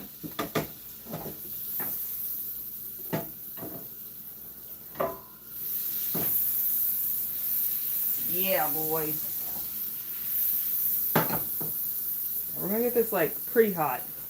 Because I want it to be brown, but because I butterflied this chicken breast, it's pretty thin, and so I don't want it to be cooked all the way through. We're just trying to get it a little bit brown. The first console was the Atari 2600. Because I'm old as hell. I mean, listen, you gotta start somewhere. Like, I don't even know what most of this stuff looks like. I know, like, I've heard of a Atari. I don't think I've ever played one. I will be honest. And I used to play video games with my brother, and then I think it kind of felt like I got left behind as far as like skill level and the amount that I cared to do it, because I started getting like real into acting and like doing stuff at school, and I just didn't have the time.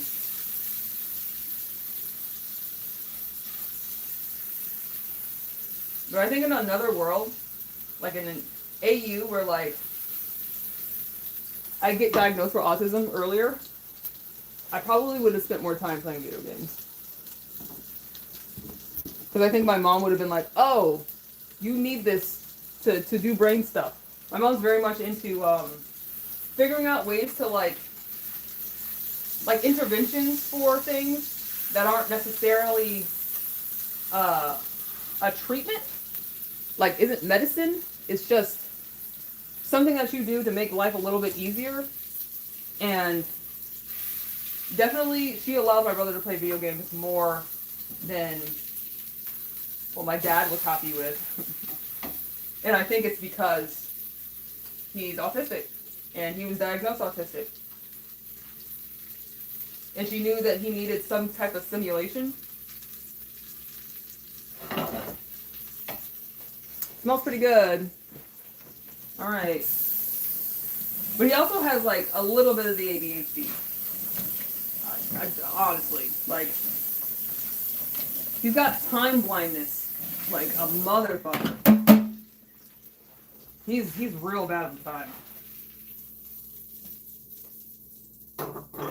And, like, I didn't quite understand it until, like, I watched a video about it. Because I was like, how the fuck do you not know what, like, I told you that the thing is at 2. Why didn't you leave at 1:30? And he just can't, like, he can't conceive of himself on the timeline. And so it's kind of impossible for him to, like, not necessarily be on time, but, like, he doesn't have the tools to do that. And so he needs extra intervention. He needs extra care, extra instruction with time management, and maybe just like a different way of learning how to manage time. You didn't get diagnosed until you were 30? Me too. I was 33. Damn, 33. Yeah, 33. Was it really 2023? Wow, yeah. Herb, greetings. Welcome back. Then we got the Atari 7800 and then got the PlayStation. Okay. All right. Well, I did have, well, my brother did get a place, or my dad got a PlayStation. He actually played. He probably did have an Atari. So my mom, she was a bit toxic. Let's say that. She didn't like how much my dad was playing video games. And so one day she just destroyed his console. And I'm guessing it probably was either something Sega or an Atari. I don't remember it at all because I was like eating baby food. But I do remember her telling the story several times that she just destroyed his game console. I don't know which one it was. I'll have to ask him. It was the console for early Gen X. Okay. Well, because also, like, how much did it cost? Because, like, my dad was born in 63, but, like, they also were, like, super duper poor. And, I could see him getting something old just because, like, we didn't have it like that. Am I wearing the sexy goth boots? I can. I'm not wearing them right now. But I can put some on. I'm not wearing any shoes. Because like my pants are like really long. But they weren't that long when I got them. They were actually a little too small. But I've lost a fair amount of weight since buying them. You missed the ocean time. Yeah, you did. You did. Yeah, I'm sorry. We could bring the light in here. But yeah, you did miss ocean time. I'm sorry, Nico.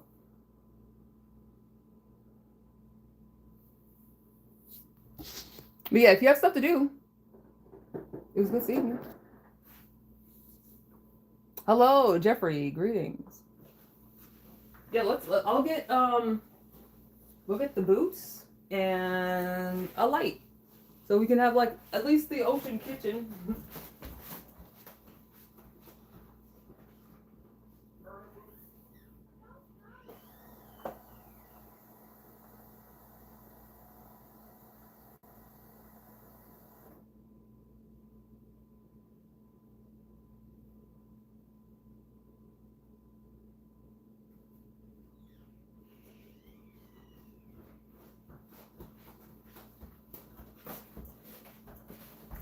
Where's the blue?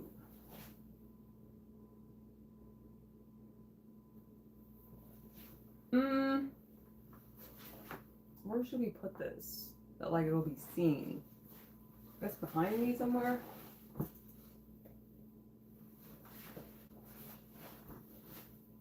It's also like kind of bright.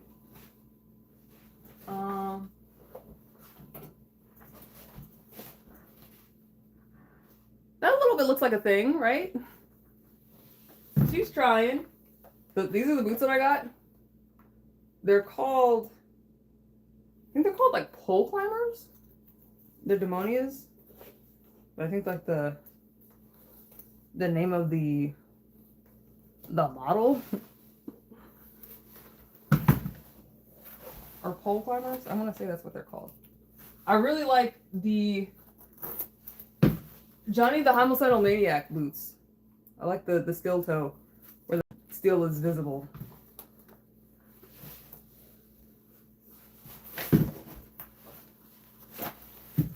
Let's zip them up.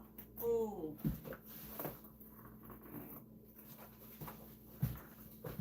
Oh, you can't really see them that well. Okay, I am taller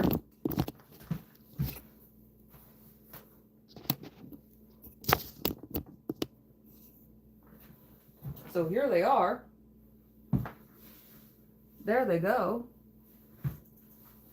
They're super comfortable. These are like some of my favorite boots. I actually need to get a new pair because these are really old. And the way that Demonia makes their boots now, they don't make them to last. And so the soles will wear away and come off from this the foamy part of the platform. Because there's, you see there's a this is the foamy part, and then it has like this rubber part that's attached to it, and it'll come off. You can see it came off, and I like glued it back on. Oh shit, it came off, and I glued it back on, and yeah, that's how they're kind of. Design's not great, quality's not great. Stuff like that was made for me. Thank you. Love my style. Thank you. Yeah, I love my style too. Put a good amount of work into it, and effort, and pain and suffering. Because my parents hated it as a kid. Yeah, they made it a big to-do to point out that there's something wrong with me.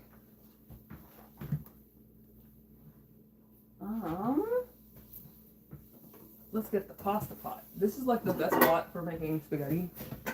I mean, a lot of spaghetti. I'm not making that much, but because it has the strainer and the lid, and the lid locks on, super duper nice.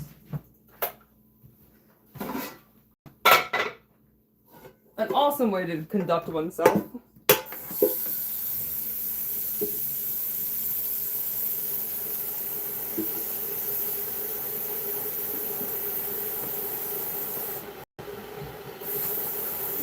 More water.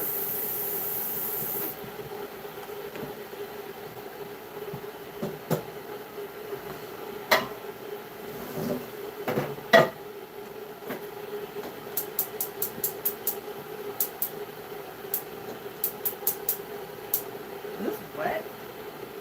Oh, it is. My father-in-law got the fucking eye wet.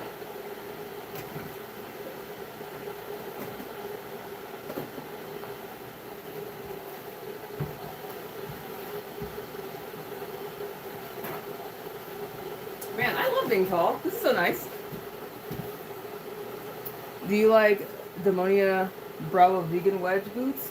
I don't know what Bravo looks like. I have to look it up. Probably. Unless the wedge is like really like heel like. Because I like a straight wedge. Or like more like a platform than like a heel wedge. Let's see. Though I don't mind heels, I just prefer platforms because I feel a lot more steady on my feet.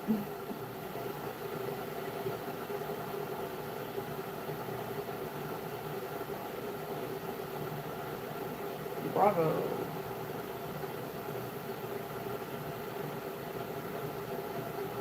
Oh yeah, these are more like heel like. I don't dislike them. I think my favorite look are like the ones that have buckles. So this is Bravo 23. That's what it says on there. I don't think that's. It doesn't have spikes on it.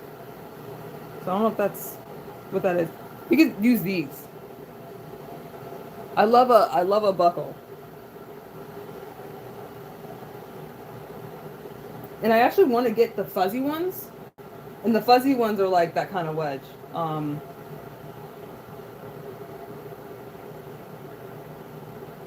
be the girl with the apple bottom jeans and the boots with the fur.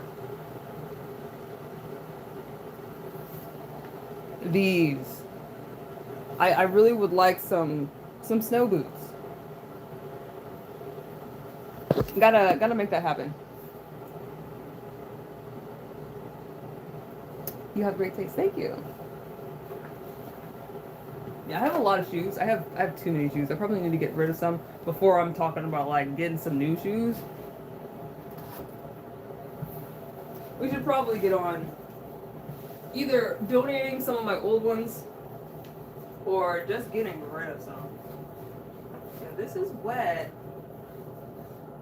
It's so inconsiderate to like douse the eye with oil and then just keep it pushing.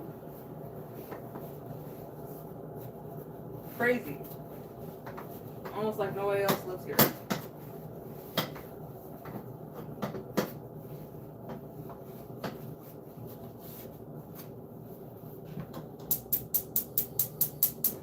Oh, here we go. Ooh, that was a little scary. That made a sound.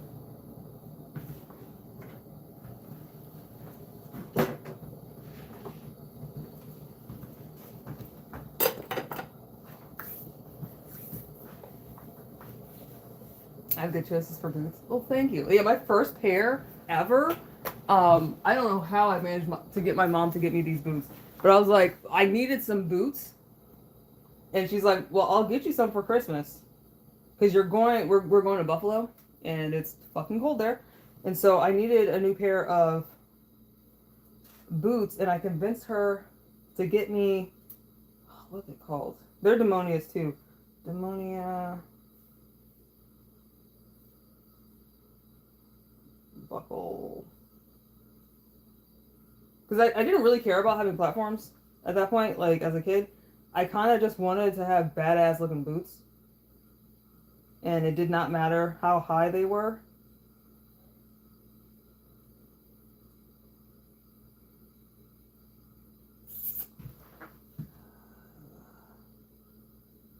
Let's say flat.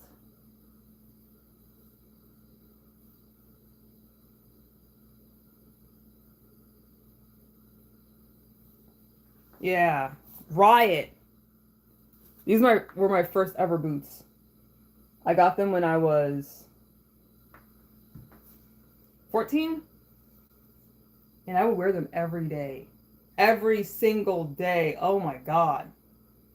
I kind of want to get another pair of those. I love them. Just for the posterity. They're only $140. They're not even that expensive. I mean, I feel like when we got them, like back in like 2004, they were $80. But like with inflation, jumping up to $140, it's kind of not a huge jump. Or maybe they're like $100. Like either way, a $40, $50, $60 jump, that's not crazy compared to trip pants, because they were like 100. They would be like, there would be some trip pants that you could get for $60. The expensive ones were $80, and now the cheapest you can get is $160. I feel like that's a pretty big jump. That's twice as much. That's more than twice as much. That's a lot, and like too much for my comfort. Oh, that is buttery. That is the goal. It's a good day when butter is the goal.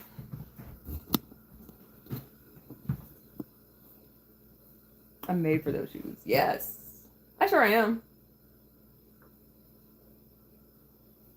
Yeah, my first ever. No idea how I managed to get my mom to get me them. I think because they look so, I guess, utilitarian, where they're just like regular flat boots. And I mean, they do go up your calf, almost to my knee, but they weren't super duper shiny. They didn't have a whole lot going on as far as like chains and stuff on them, because my mom did not like the trip pants with the chains. She hated that. But she was okay with those boots, surprisingly enough. And that was definitely like the gateway drug. Or the gateway experience. Because she took me up to Hot Topic and we got them there. That's crazy. Wow. What a life.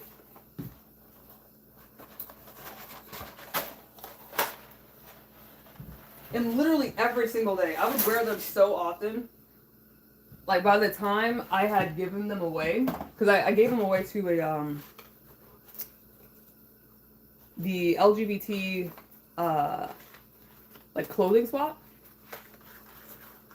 and that's where I got my first binder. And I like to think that someone got those boots and was like feeling the fuck out of themselves. I really hope so. Because they really did a lot for me. And I wish I could tell the person that gave the binder that I got how much they changed my life. To like get something for free that's so fucking like mired in stress and being like a poor college student and not having access to the information I need to make informed decisions, and having parents that are like transphobic, just straight up just transphobic. I was gonna say like not all that accepting. No, they're just straight up transphobic. All that going on all at once, to have just a person decide, hey, here you go. It made my life, it made a lot of decisions so much easier to make. And it's such a small gesture where it's like, this no longer fits me, I don't need it anymore. And so I like to kind of like pay it forward with the stuff that I have adorned myself with. Because like everything that you put into your life, everything that you put the effort into to obtain, they have their time and rhyme and reason and their season. And when it's over, I think it is not only thoughtful, but also necessary to allow someone else to have that same experience. Nice rack, spice rack.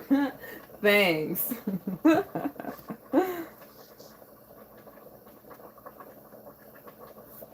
You are a unicorn. It's hard to find people with your unique taste. I mean, I know a good amount of them. I think we're almost like stand users. Like if you watch JoJo's Bizarre Adventure, or maybe like any supernatural thing where like vampires find each other. I like to use JoJo's just because like there's always like so many different types of stands people can have.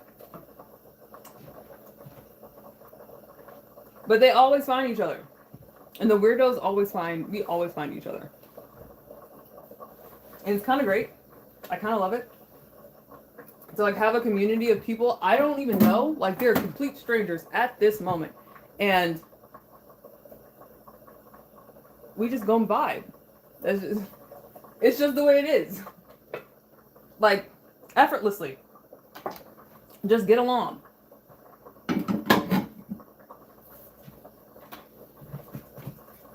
Alright, let's get... Why is this here? This doesn't even look like an actual plate. This is like a thing that you put on a table to put something on top of. Like a vase or something.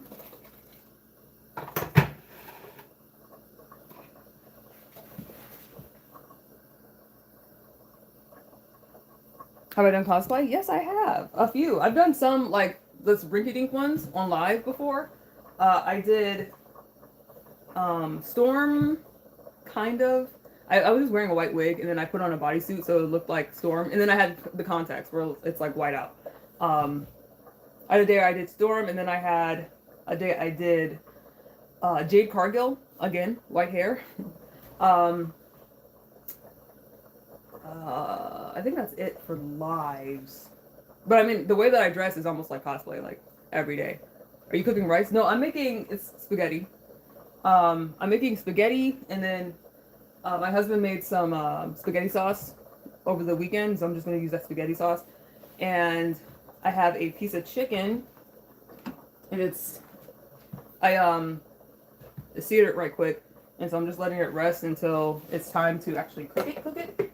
But it's garlic butter chicken. We're gonna throw some parsley in there, maybe some basil. It's gonna fucking slap. It's gonna be great. Maybe a little bit of wine, like a little bit of wine. What else? And then a vegetable. I'm not sure what vegetable I'm gonna do yet. We should probably get on that. Maybe I'll use like, no, I don't want to use the scrapings from this pan. I wanna deglaze this pan. We're gonna set that one aside and get a new one. I do look like Storm. Yeah, I mean, I feel like it's easy to do Storm, like for a person like me. I've also done Elena from Street Fighter. Where's my tablet? Elena from Street Fighter, and like those are the recent ones that I've done.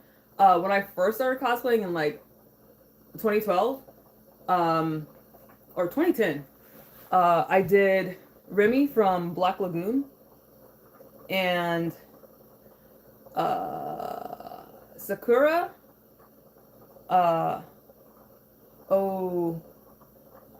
Okami,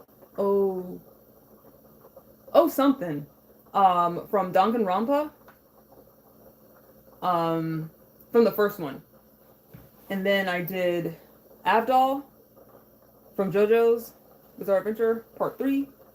Yeah, I've done a few cosplays in my day. Oh, and I also cosplayed what is his name?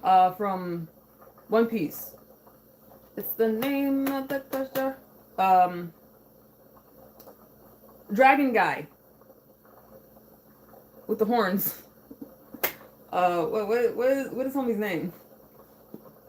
Damn, I feel so bad for not remembering this name, because like I cosplayed him for my friend, who was Ace, of course, because they're homies, and I feel like me and this friend, we have like this thing going on. Hellboy? I could do a Hellboy cosplay. Oh, Oklahoma. O'Reilly. Let's see what her name is. Sakura Donron.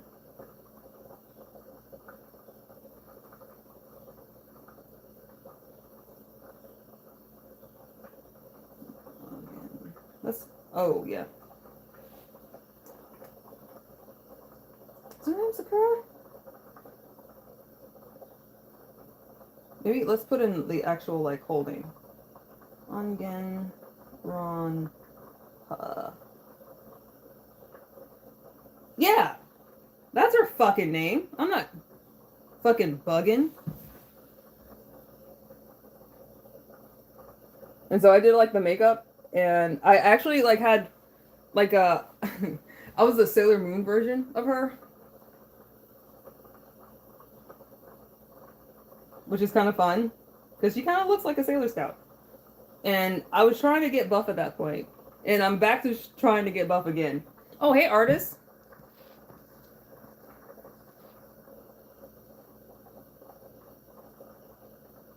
Not familiar with Dragon Ball. Okay, he's a trans man, and so he looks like a girl. One Piece. Oh, God. We'll put in Ace and Yamato.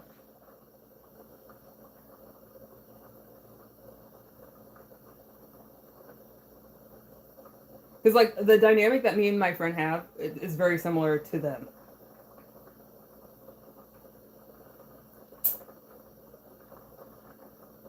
This is fucking cute. That's Yamato. And that's Ace.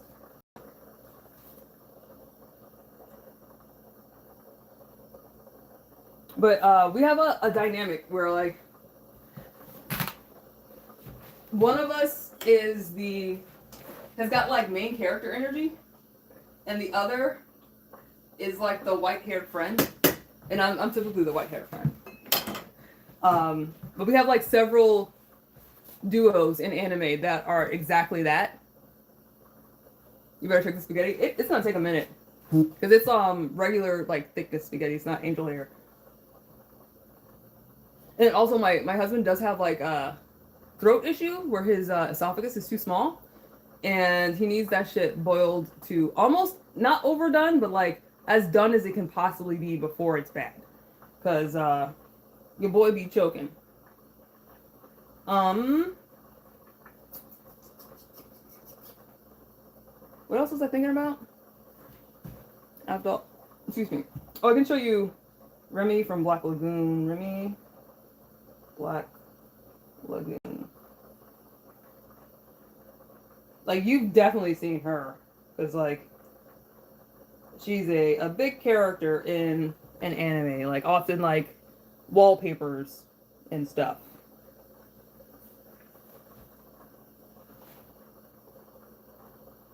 Let me see if I can show you, like, do I have any pictures of cosplays that I posted in the community tab? Let's see. We're just gonna go on through. It's a bunch of dinners. It's mostly dinners because that's what I'd be doing here. You know what? Matter of fact, I probably need to also swipe and see what's next because sometimes it'll be a dinner and then I'll have a picture of myself. That's a picture of myself and just myself.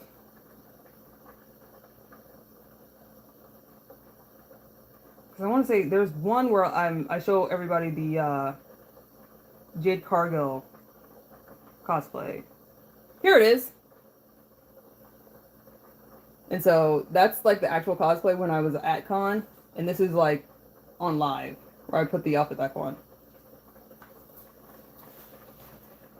Okay, let's get an idea of where this spaghetti is at.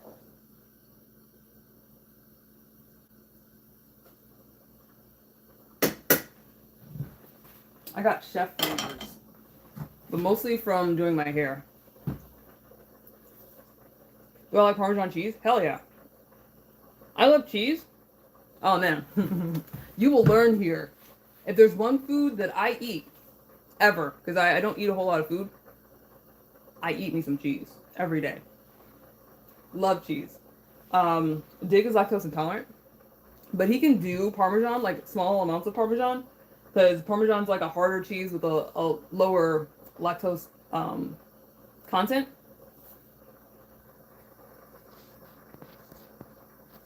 Yeah, I can see if I have other cosplays. Because I know I have some, but not on YouTube.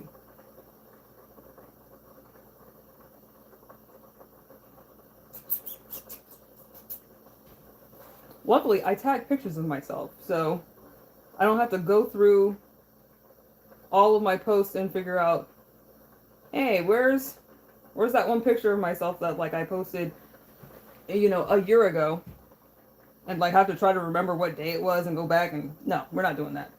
I just tag myself. Let's see. I don't have any cosplays. Ooh, well, I went to the 80s concert a couple years ago, a year and a half ago. No, almost 2 years ago. Practically 2 years ago. And I was pretty much like if Akasha from Queen of the Damned was an 18E. So that's kind of a cosplay. So this is what my face is looking like. But it's very much themed like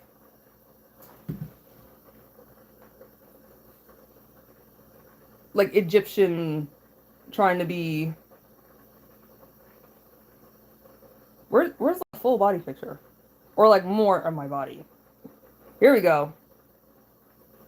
And the work belt buckle is because that's the single that was out.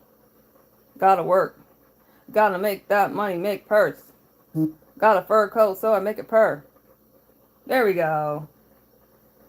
Giving whiplash when they see me earn. Oh shit. Gotta work. This was so much fun. It was so much fun to put the costume together. And I actually was wearing like something else, but it was super duper hot outside. And so your boy got naked, pretty much.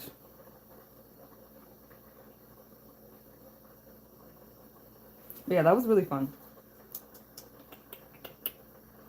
Um,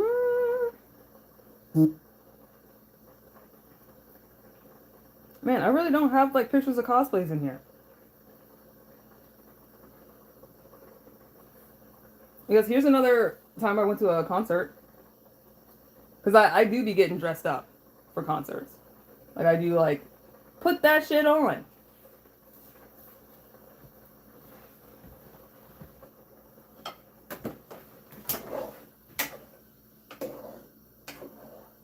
And I often will pick a theme. Because I feel like I need to challenge myself. Like, creatively speaking. By choosing a theme and, like, sticking to it. Or having a vision or a mission that I would like to accomplish. Yeah, where's the pictures of Elena? Because I definitely posted those. And I didn't see them at all. So, I accidentally actually cosplayed her earlier last year. And so I had this swimsuit and I put it on. I was like, oh shit, hold up. Wait, that's not it. Other way. I look like Elena from Street Fighter. And also, I have abs? I wasn't aware. And so then I decided, like, well, let's actually do the Elena cosplay. Like, get the swimsuit that looks like the shit that she wears. And I don't see it here. And I kind of just don't believe that I wouldn't put the pictures up. Maybe I didn't tag it. Maybe I just forgot to.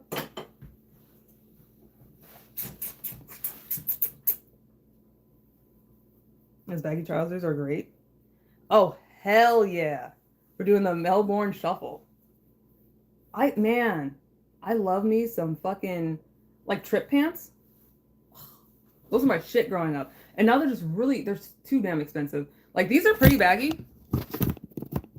And they're not, like, trip pants. But they're in the realm.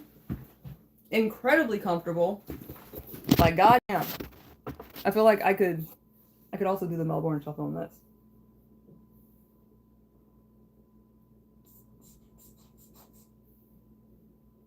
I'm just really surprised that I don't have pictures of me in that Elena cosplay. It's like literally unbelievable to me. If I have an innie or outie belly button. Yeah, it's an innie. And it's like a super innie because I used to have like a little guy there. And it's gone and it's super duper weird. But I had a laparoscopy done. And what that is like they take like a camera and stick it inside. And they just were like, you don't get to have a button anymore. It's just a hole. It's really bizarre to like, there was something there before and now it's just a hole. It's really weird. It's weird. They took my belly button away.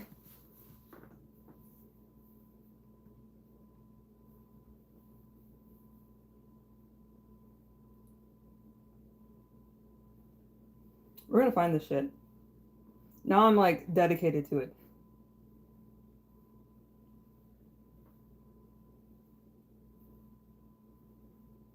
Well, also when I went to the last 80s concert, because they never stop touring, goddamn. I was pretty much like, I wanted to cosplay Megan Thee Stallion if she was an 18. So pretty much like anytime I'm doing like a cosplay for a or a costume or an outfit for a concert, I am cosplaying somebody. Somebody if they were blank. And so this is what I wore to, and it was like a pool party. That was like the theme I was trying to go for. Because it was hot. It was super duper hot.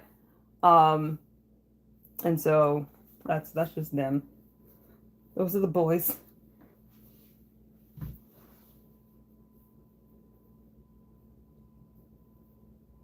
Okay. I'm gonna show you this Elena cosplay. Good Samus. Oh man, I could try that. Literally just a bodysuit. That's just easy.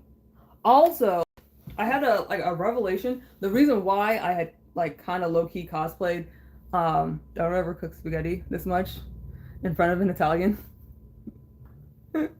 Utterly outraged. I mean, it's actually still al dente.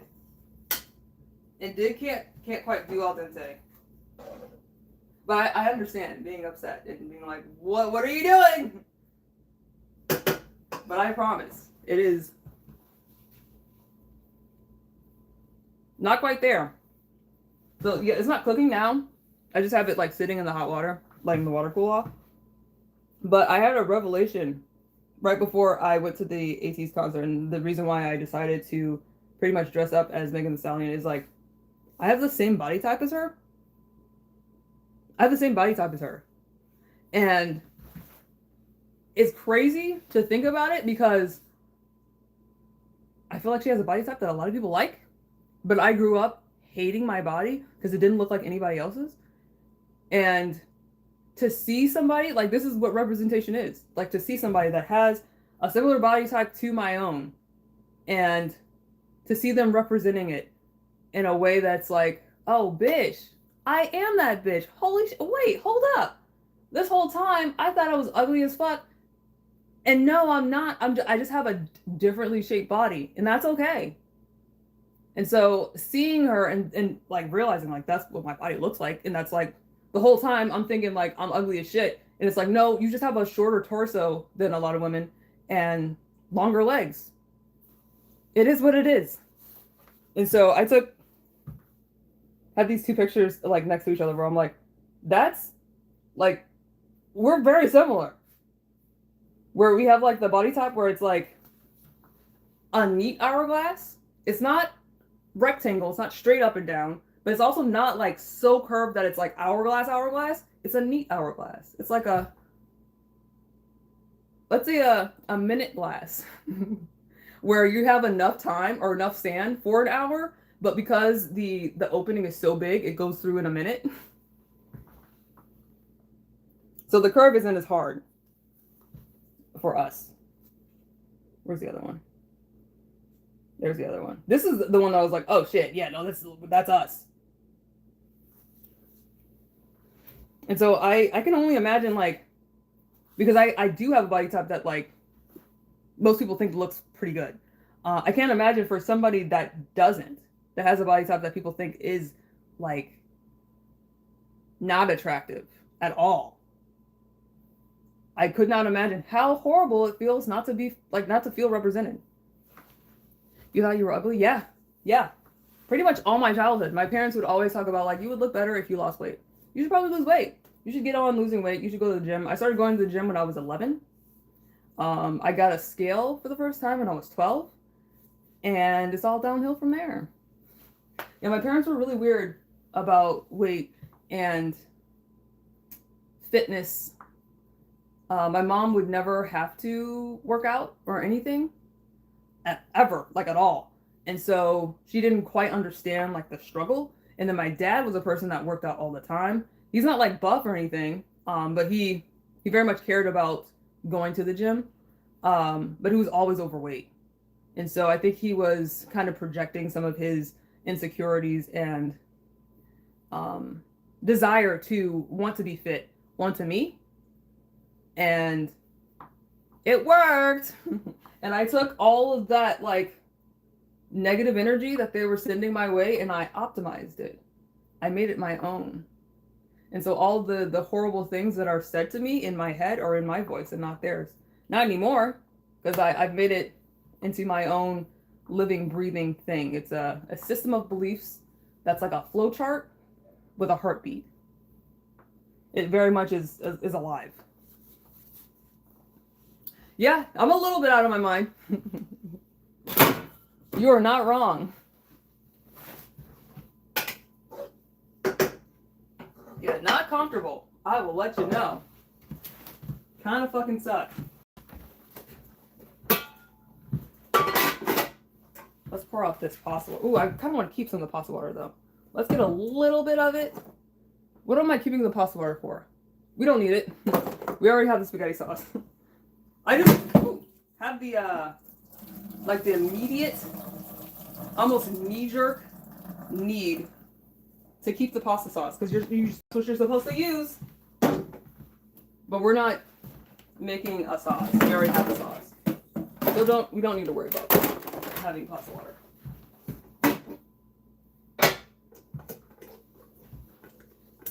I'm gonna toss this with a little bit of. Would it piss off an Italian if I put olive oil in here? Because I like to put olive oil in with the spaghetti so that it doesn't stick to itself. But also, like, still has the starches. I don't like to strain it.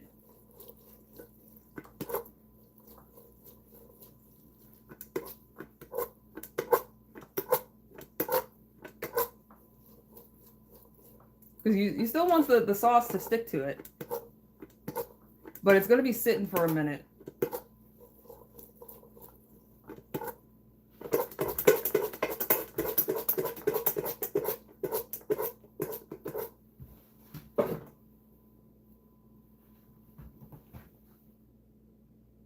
Yep, it's got a good little bounce. It doesn't like break apart when you pull it.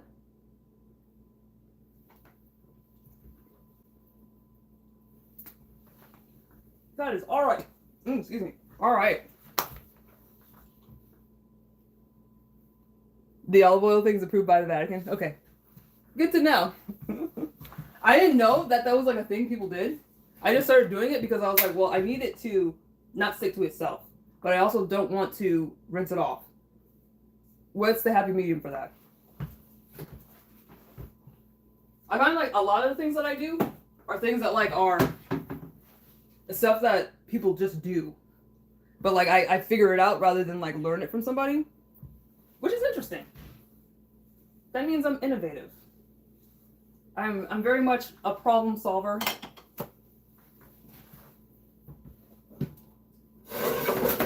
Solutions oriented.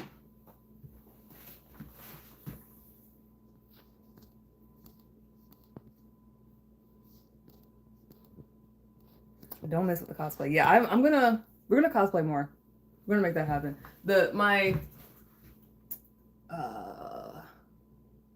What is the word for it? Dream cosplay? Cosplay that like I got into cosplay wanting to do is Vanilla Ice from JoJo's.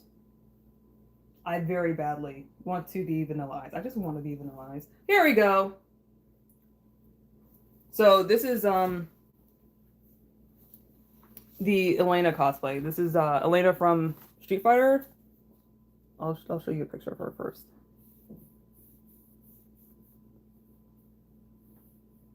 I mean, she's pretty iconic. Hard to forget what she looks like. But if you've never seen her, then you can't forget. So that's her. And this is the cosplay. Here we go. I'm trying to like hold it to the side so I can like, there we go. But also not have it, that's Wonho being Wonho. Have it above the chat is what I'm trying to do. Ooh.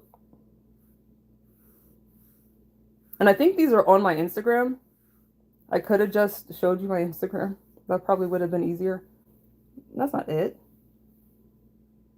Where's the last one? Okay.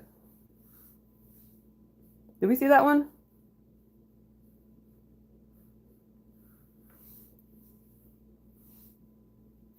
There we go. And then that's like probably like the next day or the day before. Yeah, that was the day before because like that was the time where I went home for like the weekend because I was deployed.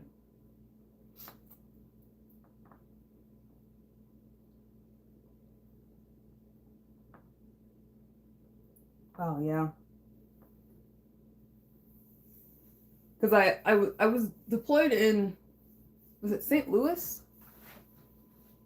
I was in Missouri at some point. I think first it was Arkansas, then I went back to Georgia because like I was spending the most time in Georgia because I was doing like daily work there, but then they had disasters that happened in Arkansas and Missouri, and so I had to go to do the survey and like figure out whether or not we're going to have relief sent there. And so I'm doing my everyday work in Georgia, but then I got sent out to Arkansas to do the survey, and that's like usually a week.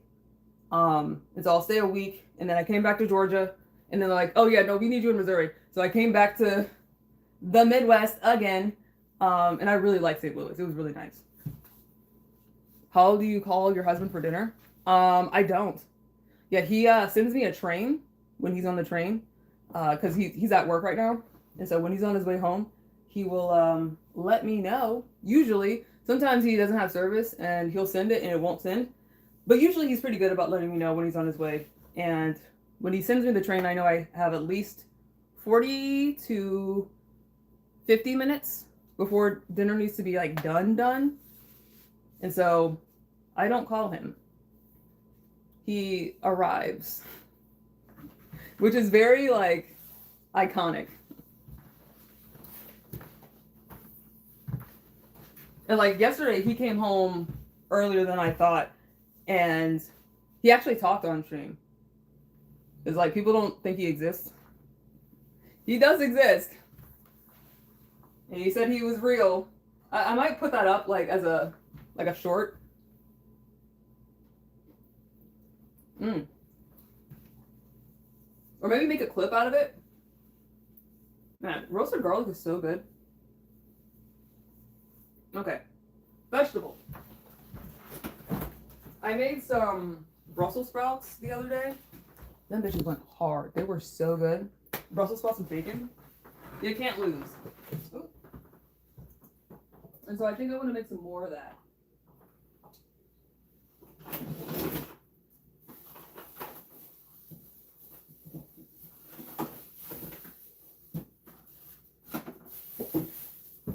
But also finish off this zucchini and squash.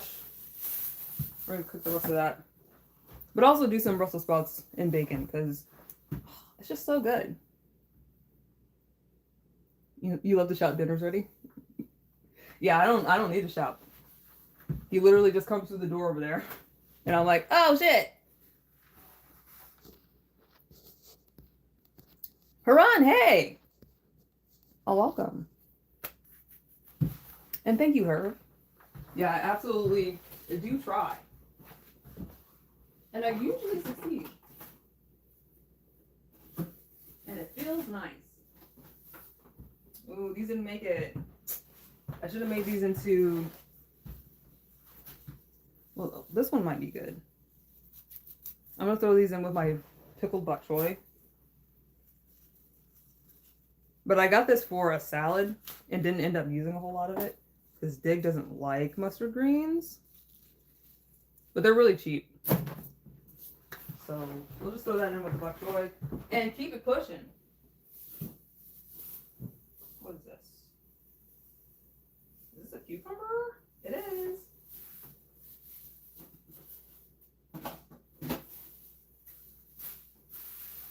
We'll use that.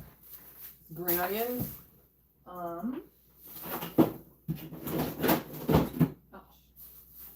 Let's bring out this lemon.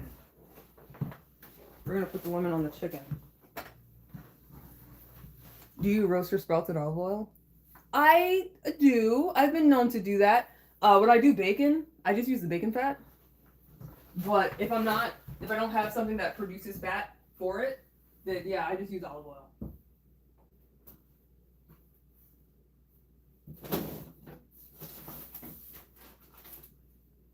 Oh yeah, we got rolls too. I'm gonna do these. They're like garlic knots.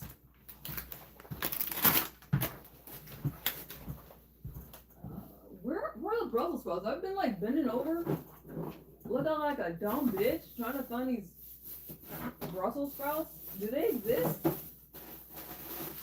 Yeah, they do. I was like, nobody else made them. I'm the only one that be cooking around here.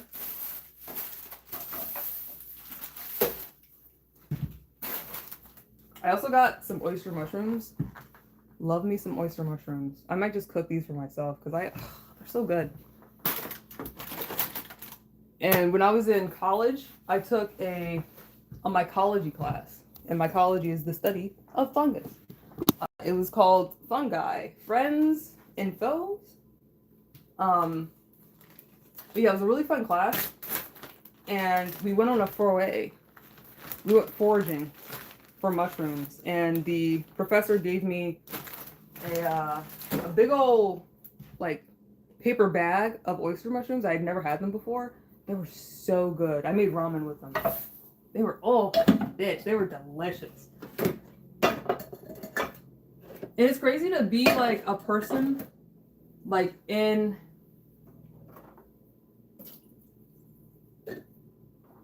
a position of authority or presiding over someone and to introduce them to something new that just blows their fucking mind. Because, like, I've always liked mushrooms, but I haven't had like a whole lot of different types of mushrooms because, like, you know, you only get what you have access to. And they weren't really selling oyster mushrooms in the grocery store. Like back in 2015, they weren't doing that. You had to go to like Whole Foods or like to a farmer's market to get like oysters, or you could probably get shiitakes from the grocery store, but they would be expensive as fuck. Never lion's mane. No morels. I mean, you can't get morels from the grocery store now.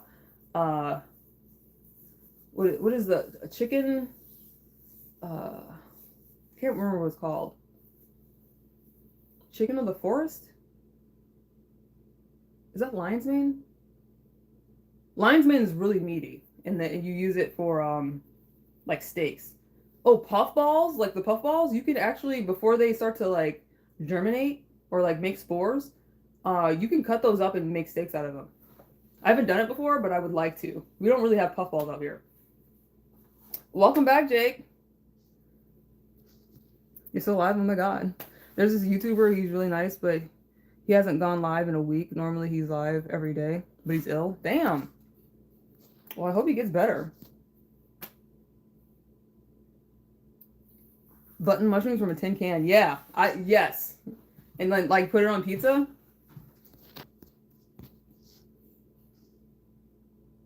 You don't look like a trad wife. I'm not. I am fairly non-conventional part-time house spouse. Yeah, I do be cooking because I just enjoy cooking. But usually, like, probably 6 months out of the year, I do disaster relief. And so my job is seasonal, and so I'm not working I don't work all year. I work, like, sporadically. But especially during disaster season, I will be out in the streets helping people, and I fucking love my job. But I also really enjoy cooking. I don't like taking care of the house. That is not my fucking thing. But I like nourishing people. I like empowering people. May it be through, rebuilding their lives, helping them to rebuild their lives, or to nourish them with food, or to nourish their souls with advice, or just a shoulder to cry on. I fucking enjoy doing that shit. It's my jam. It's my crack. I will be honest. I'm a little addicted. Am I gonna make it in here? Yeah, we're gonna do that. We'll do the bacon, we'll cut it up, and then set it aside, because we don't want it to get wet. And it's gonna have to get wet if it's stays in the pan with the Brussels sprouts. Has my work taken me overseas? Yeah, no, it's federal, and so I just stay in the United States. Though we have had like disasters in Puerto Rico, and Puerto Rico is still considered the United States, but it is like, it's a territory. And so I say that it's outside the United States because, I mean, it's like a fucking island. So it feels far enough away to be another country, but it's not. Yeah, my job hasn't taken me outside of the States, but it has taken me to a lot of places. And anytime I go out, I'm going to a trail somewhere. I'm going to find their best trail, their finest fucking trail, and I'm going for a walkie walk. Because that's my favorite shit to do. Like Guam, exactly. Yeah, we had a disaster in Guam a year and a half ago. Or at least my supervisor, he said he was out in Guam for like 4 months. And I'm like, oh, that sounds like it's not great. Like, it's probably pretty fun to begin with because it's like, oh, it's an island. It's like island life and all that shit. But Guam is really small, so you run out of stuff to do real quick.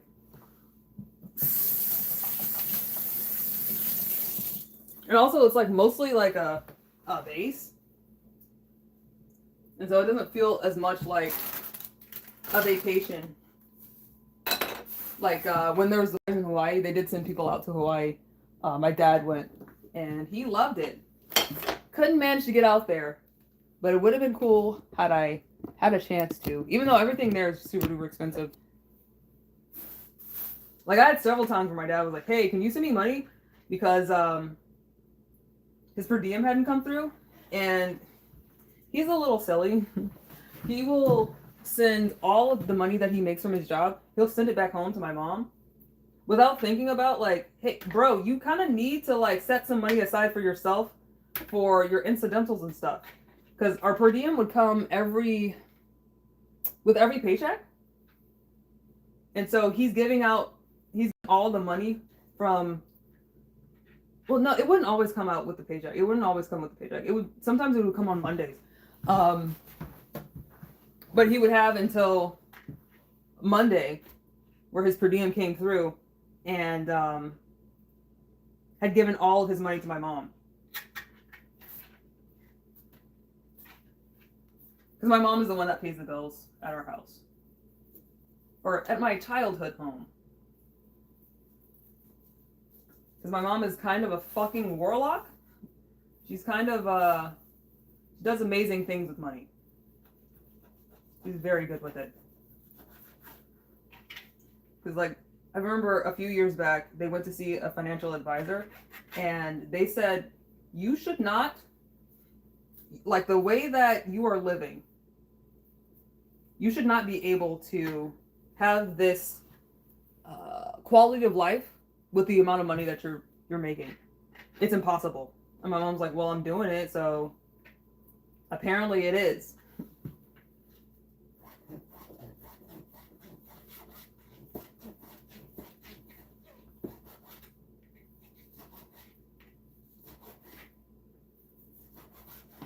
And I'm pretty similar to my mom when it comes to money. I don't really spend it all that much unless I super need it. I'll spend it on myself seldomly. But I'm pretty much always saving.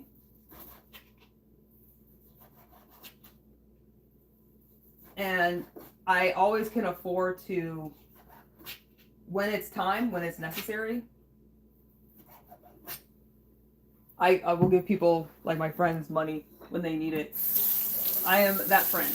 I'm the friend that, like, you'll go into my inbox and ask me, hey, could I have $30 until next week? Or I'm having a really hard time. Can you send me $200? That's me. And it can feel a little bit sometimes like I'm being taken advantage of. But mostly just the people that, like, never talk to me and they only show up when they need money. That does bother me. Trolls out. Are you heading out? Well, I hope you have a good one too. Be good, Jake. Does the deal work out? Like, or like that gif of Pinky, the corn star, where she's just like this, and then she just disappears into the ether. That's just funny. I would put that gif up, but like it's like a lot of ass.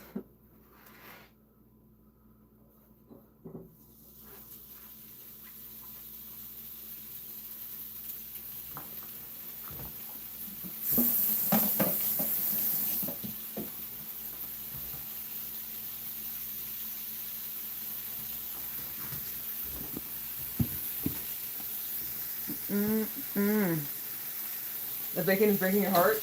Is it because I'm cutting it? Or is it... Why is that? I did cut off a good amount of fat. Y'all Americans be saying our British food's bland when y'all Americans eat all the time and your food is boring. I mean, I think our food is anything but. Just because we're constantly, well, like, there is a difference between people of color in America and people of no color in America. The colonizers, let's say that. There's a difference between how we season our food between cultures. And brown people be seasoning the fuck out of our food. That's what we do. We don't abide by. Like, if a recipe calls for, like, here, when I'm making a recipe and it calls for, like, 2 cloves of garlic. Bitch, there's 6 that are going into this fucking sauce. I don't give a fuck. Like, the instructions are suggestions. And especially when it comes to spices, if it calls for onion powder, I'm also putting garlic powder in it. What is my heritage? Have I done a DNA test? I have. I did 23andMe. Sorry, 23andMe a few years back. And I am like 80% black or 80% African. And I think like 17% like British or white.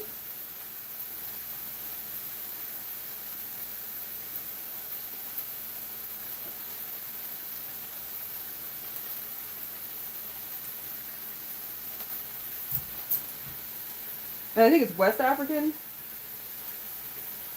Join Owen. Join already have a fucking sign in. Oh, this is not the right site. This is like 23andMe, like, to buy their products. I want to look at my results.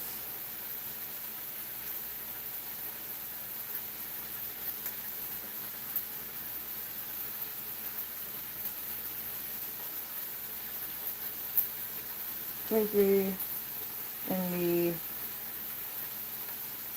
login. Oops.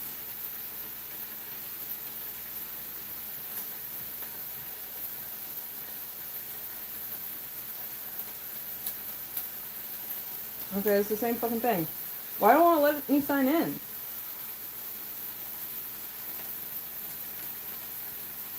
It's like trying to get me to do premium, and that's not happening.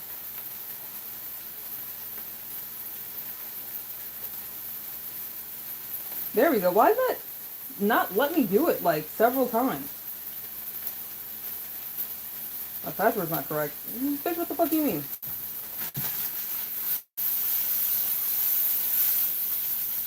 It's the pre-saved one. Like, I'm about to show you these results. I think I sign in with Google is the issue, that it just won't accept. Any surprises? Not really. I mean, the number of people that are related to me that would, like, reach out to me, that was kind of surprising.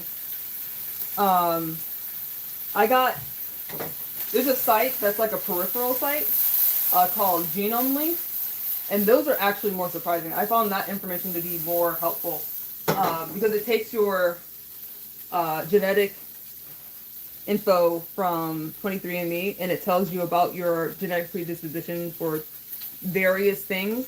And so instead of looking at, like, your ethnicity, your heritage, and all that stuff, it more gives you information about, you have this probability of having a nut allergy, like that kind of stuff.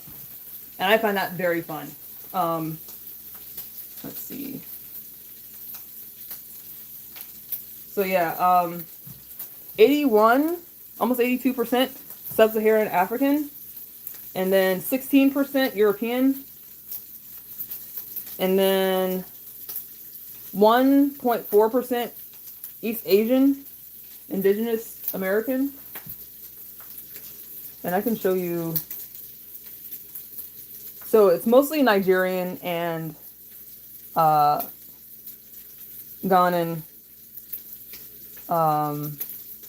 Liberian, and Sierra Leonean.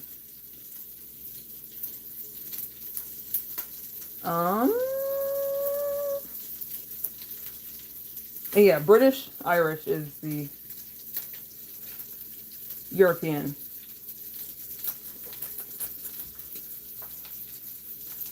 I am 1% Chinese, South Asian. Like a very small amount.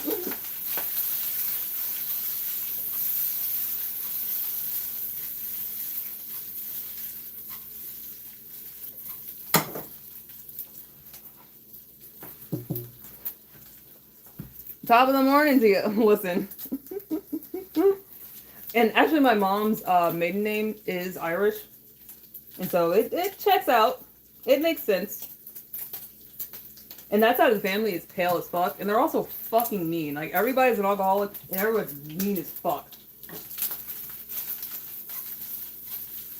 Like, they put my mom's dad in the oven because he's dark.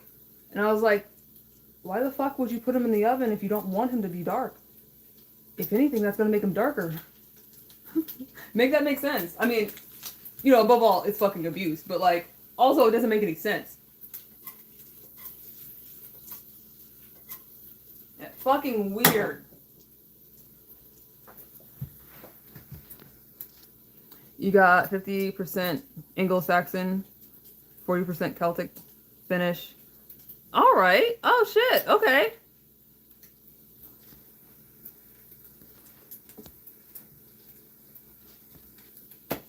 But you got some stuff going on.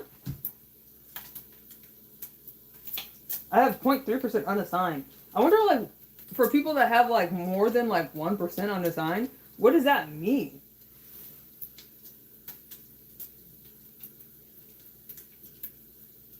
Well, that was a little scary.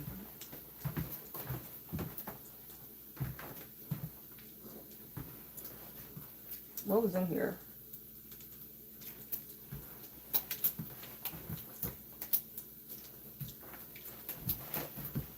Bacon. Ooh, shit. Yeah, because we want the bacon to be crispy when we throw it in with the Brussels sprouts.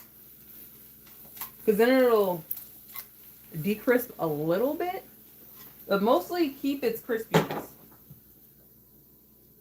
Let's see, where's my holy spoon?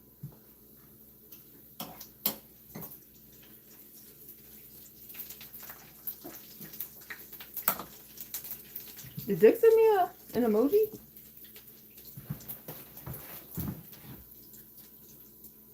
Can you feel their haunting presence? I'm singing Holy Mountain. If I system go down because I talked about the holy spoon. Liar, killer, demon. Freedom.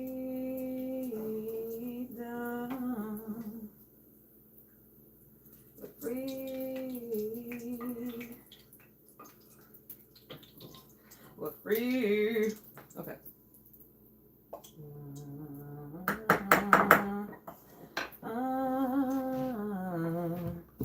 Let's cut up some Brussels sprouts. Unassigned means Neanderthal. Is that for real? Does that mean that actually makes sense?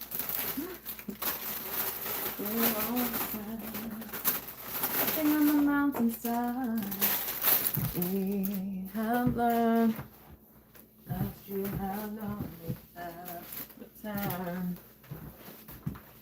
Rushing on the mountain. I love this knife so much. It's so fucking cool. I need to sharpen it. I have a fellow viewer of y'all's. I mean, he's mine, but like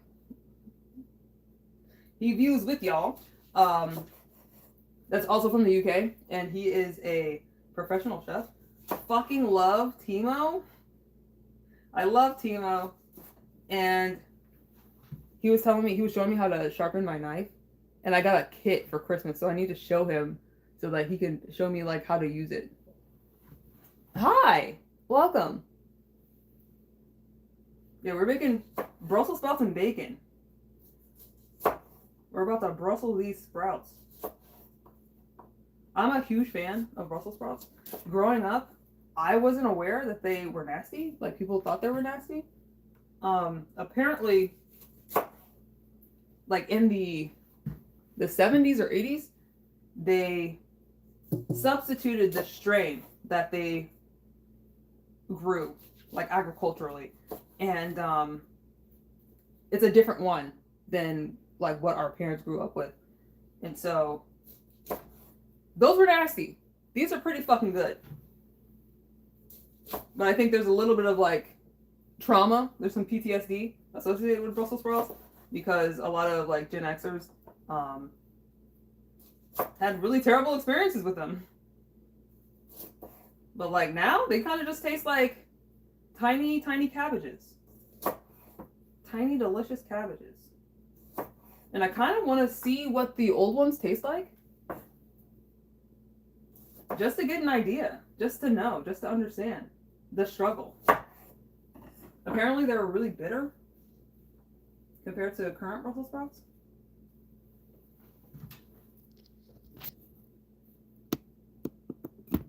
You saw a guy juggle sprouts once? Like at like Ren Fair? Where were you at that there's a dude just juggling? Oh, you're just kidding. Never mind. We don't know what unassigned is. It's just unassigned. Stop asking questions. Maybe Atlantean. Like it's just like a secret society.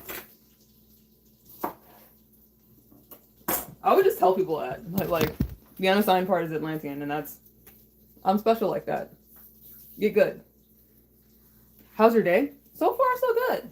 Yeah, we've I took a nice little soak earlier, and we did a nice little goon sesh. I did some grocery shopping, and now we're doing dinner. All right, so what would I like to be in here? Like the flavor profile. What are we trying to do? I'm gonna use a little bit of this, the cock flavored seasoning. This goes so motherfucking hard. Like I literally bought this a month ago. It's almost empty. I use way too much of it, but it's super good. We're gonna use.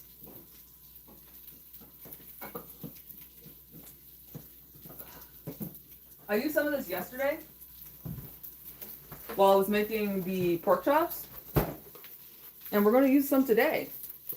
It's a homemade beef stock that I made from the big ass tomahawk steak I made the other, like week before last week. So yeah, we're going to toss some of that in there. This is kind of creepy. The way that it's like balls.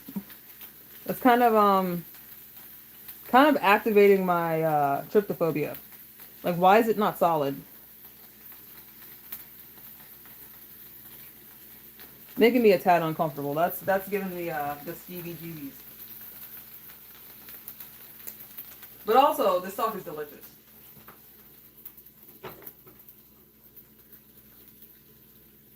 So I think we're gonna put some garlic in here. But mostly use the cock flavor, because cock flavor is delicious. A little bit of lemon pepper, because lemon pepper goes hard. No, you know what? Let's do mango pepper. Woo! God damn. All right. Like after having that response to like a thing, I'm like, all right, let's consume that.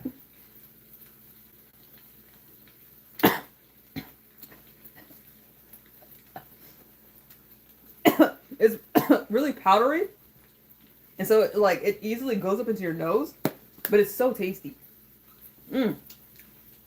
Yeah, it's really good. Garlic.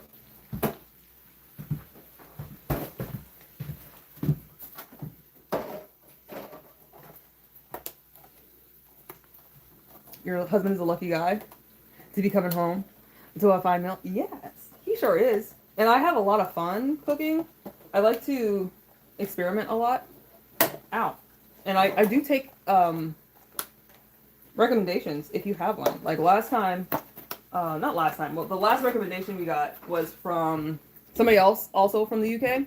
I'm not sure if he's Pakistani or he just likes a lot of Pakistani food. I'm thinking he's Pakistani because his name is Qasim Qasim or something like that. But I just call him Mr. Q. And he suggested tandoori chicken with naan. That bitch came out so good. It was so good. And so yeah, I absolutely take suggestions. If you are interested in seeing a particular food I made on stream, we can make that shit happen. Before that, I had one of my mods. Her name is London. She hasn't been here in a minute because she's had a kid, but she's really young. She's like 17 and she has a house. It's fucking crazy. But she asked me to make like Jamaican rice and peas and jerk pork and corn, and I was like, bitch, let's go. I will make that happen. It came out so good. And then like I had like a stint where I was just making rice and peas all the time. After that I made diri janjan, which is Haitian rice and peas with this mushroom that is, it's so good. It's like super duper rich and delicious and wonderful and tastes like home. Like I'm not Haitian. I have Haitian family. Like my aunt, one of my aunts married a Haitian guy and the other one married a Jamaican guy. And so I stayed eating rice and peas. God damn, it was so good. Definitely amongst my favorite foods. Just rice in general. The rice and peas, like just a little bit of like coconut milk. Bitch. Oh.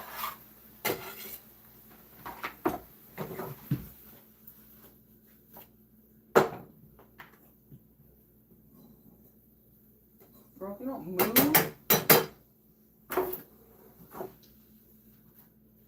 Kind of need to taste what this the sauce is tasting like.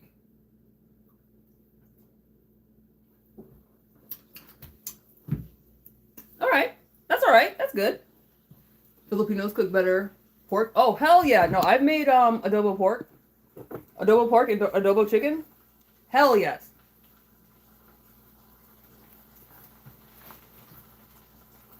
Why aren't there loads of people watching the stream? I've been shadow banned because I have how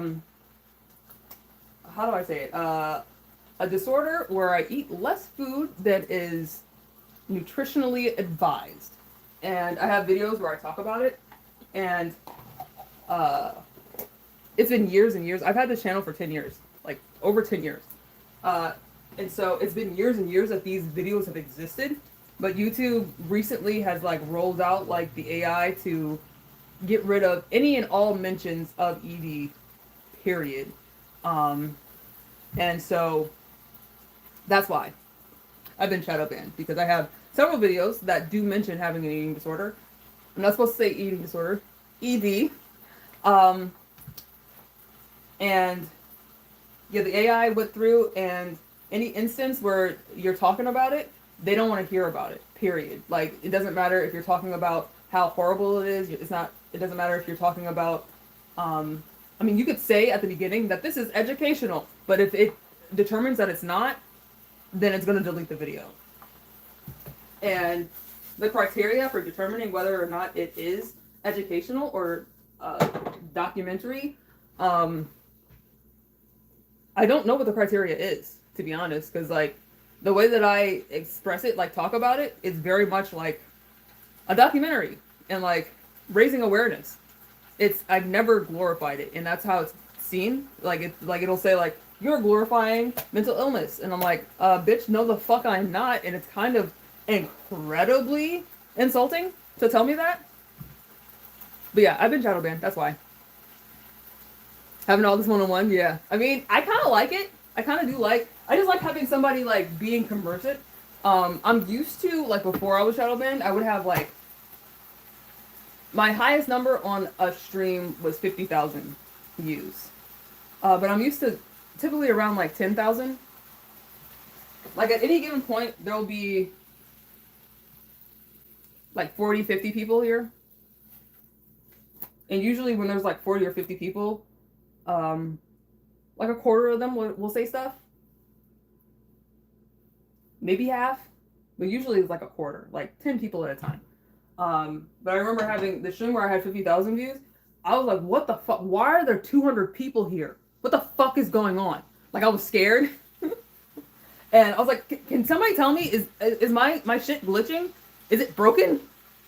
And people were like, yeah, no, that's what it is. Like there's 200 people here. It went up to 300. And I was bugging for a second. I was a little confused. A little frightened. But especially when I'm like in the tub, I get like, not to like toot my own horn, but like somebody in a swimsuit is gonna get views. And at the beginning of this live, that's what I was doing, was taking a soap to treat my autoimmune disorder. And so I was demonetized and shadow banned, I think, on Thanksgiving. And I can reapply February 25th. So that's when I'll reapply, and hopefully I'll have deleted all of the things that are problematic. I don't know, because YouTube can kind of be finicky, especially just using an AI and not real people. It can be finicky. You live stream from my bathtub? Yeah, absolutely. Yeah. That's why there's a tub emoji. That was the first thing I did. I started off in the tub. And I get a lot of people like, oh my god, like, what are you doing? Like, this is super freaky. You're really weird. Like, well, you're attention whore. I'm like, no, I'm kind of just in the tub. You can decide whether or not you want to be here. I'm not going to be talking about like sex and stuff, because that's not shit I'm interested in. I'm interested in science shit. I'm interested in books. Like, if you want to talk about how important sex is to like mental health, we could talk about that. But I think it's fucking banal as fuck to talk about just sex in general. It's boring. That's just boring to me, because like it's not a thing that like I particularly enjoy. What autoimmune disorder do I have? I have hidradenitis suppurativa. I can show you. It's in my armpit, but I don't want to show you if it's gonna skeeve you out. It's it looks like kind of like a vagina. It's bumpy. Hi Zoomer. I'm the only whore here. You sure are. Let's get some more stock in here. Moisten her up. You never heard of it? It's HS. And often it's gotten a little bit more awareness in the past decade, I would say. I've seen a lot more people like just with it showing their daily routine and doing like wound care and stuff. I don't have it as bad as a lot of people that are like influencers with it, but I do have it like, because it has 3 stages, 1, 2, and 3, and I am stage 2, but I'm like I'm really on top of my shit, and I don't have it any other places. I have it literally just in my armpit. Sometimes I get boils just various places, like my face, my other armpit, like my good armpit, it's fine. My bad armpit looks like this. And you can see there's like tracks. Like there was one right here, and it like had like a little tunnel that it formed between here and here. And so when you press down here, stuff would come out here. It was gross. It's horrible. It's not something that I would wish on somebody that I only dislike. Maybe somebody that I hate. Yeah, it's not that bad. It's pretty painful, but at the moment, it's not the worst it's ever been. Yeah, it's really chill. Because I very much put a lot of fucking effort into de-stressing. That's why I'm in the tub. I spend a lot of time in the tub, not only because the hot water helps to keep the flare-ups at bay, but also it gets me to stop doing stuff and stop thinking and just kind of a little bit meditate. Because I feel like relieving stress is not just a thing that you need to be conscious of doing, but like you need to change your whole way of thinking in your lifestyle to relieve stress in a way that actually is doing something for you, that like has like purpose in your life. You gotta change the way that your mind works.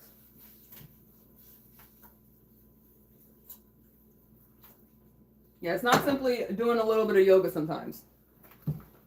You need to inject it into all things that you do. So like mindfulness while you're eating, mindfulness while you're working, mindfulness while you're working out, mindfulness while you're engaging in your hobbies.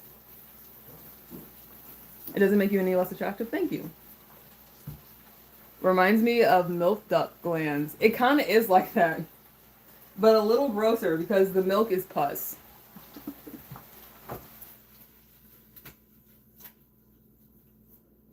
And I was talking about it earlier because there was a subscriber. Her name is Carla. She has a friend that has it, and so she understood. She knows a little bit about it, which I don't really run into all that often. Usually it's like somebody that has it, or people don't know what the fuck it is. I don't really run into a lot of people that have like just experience with it or know what it is. But I was talking about like my other friends because I'm not thin, but I'm like smaller. It affects people that have bigger bodies, that have more weight on them, because there's more folds, more places where you have friction, more hair, more darkness, more bacteria can grow. It's a lot worse when your body is bigger. And I mean, not categorically worse. It depends on your ability to be on top of it. But for me, it was worse when I was like 200 pounds. Bitch. Horrible. I was in Michigan and I had to get it lanced. I had to get a boil lanced. I was crying. And the problem is that when you repeatedly get boils and abscesses in the same place over and over and over and over again, eventually the skin there ceases to be skin and it's only collagen. It's only scar tissue. And scar tissue does not stretch like skin does. So like when someone has a boil, it looks gross. It does look gross because it stretches your skin out. But that means that the pressure from that boil is coming outward. It's not pressing into your body. Because when the collagen, the scar tissue doesn't stretch, it just hurts. It just hurts a tremendous amount. And so it doesn't look as bad because it doesn't look like a huge ass boil, but the boils are a lot more manageable than just aggravated scar tissue. Does it improve in the sun? No. Something that helps it is going to the beach. Salt water helps it. Taking my baths, that helps. I use Epsom salt. I said I was going to show I'm going to take a picture of it. I'm going to put a picture up in in my community tab. I'm going to get it out though. Let's go. Let's go for a filter for a second. Because I said I had this cream that was really good for it, and somebody else in the chat had boils and they mentioned that, and so I want to let people know. Because this shit is not necessarily like life-changing, but it could be the difference between needing to go to the hospital and just staying the fuck home and being a little bit okay. Where is she?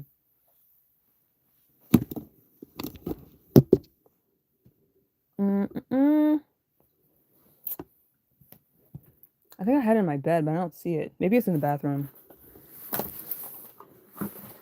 I might have to find it later.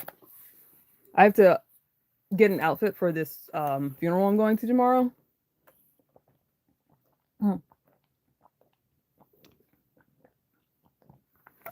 I love water. That might be the time that I find this tube of ointment to take a picture of it. Let's see if it's in the bathroom right quick. No, no such luck. I don't know where I put it. Here's the, my bad. Clindamycin. This shit goes hard. I also use it for my armpit. But it's better for like antibacterial. The stuff that I'm talking about is anti-inflammatory, and so it helps with existing flare-ups and like causing them to like die down a little bit rather than just addressing potential infection. Would a deep sea diving put pressure on it, make it explode? No, I don't think so. I mean, the amount of pressure it would take to make it explode probably makes my eyeballs explode first. So yeah, I don't think so. Or implode, yeah. Sorry for your loss. Thank you. I appreciate it. Yeah, it was a very sudden. And I'm a little bit like, I mean, while it's sad, but she's like also not suffering anymore because it was just really aggressive cancer. Scarily aggressive. And I'm a little excited just to go to the funeral and like be around all the homies and kind of just, I don't know, it's not a good thing, but like also it's a good thing. I mean, it's the best thing possible, I guess is what I'm trying to say.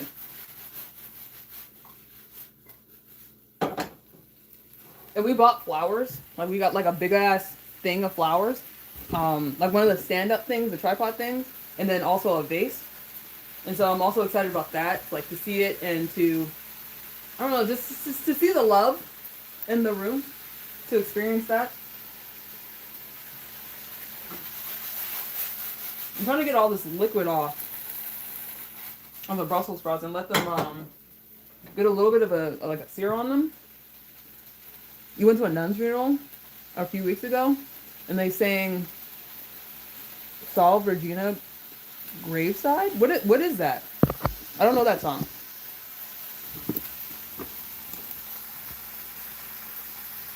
Tony, welcome. I haven't seen you in a second.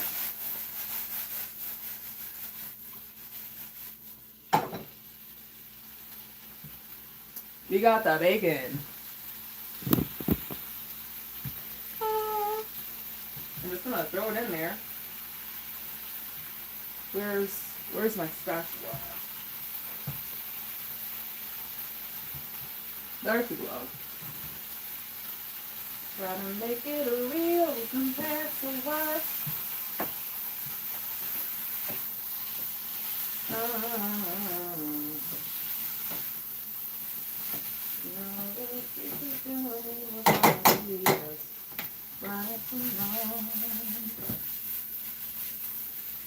Look at that. She's beautiful.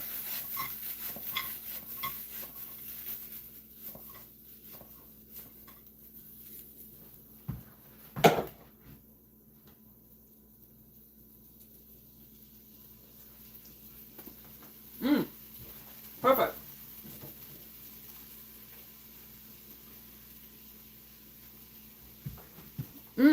Damn. That's really good. It's very beautiful. I'll definitely listen to it. Let's put it on the list. I got a list of like all the stuff I need to listen to.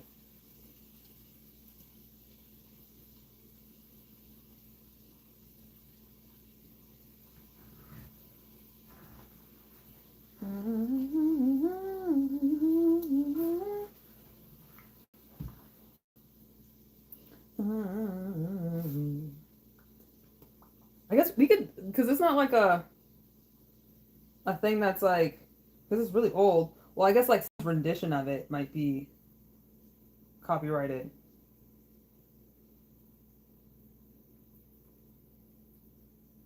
Why not? Let's go. Fuck it, we ball.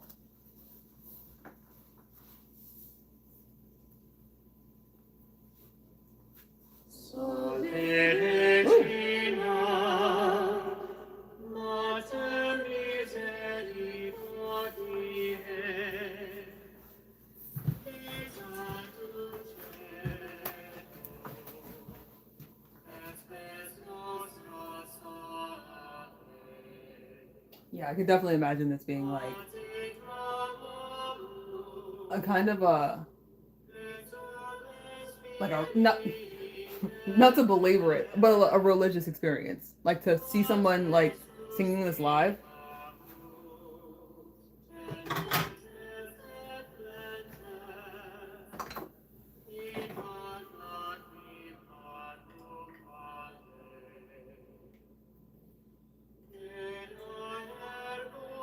Was it like the same parts? Was there a man singing it as well?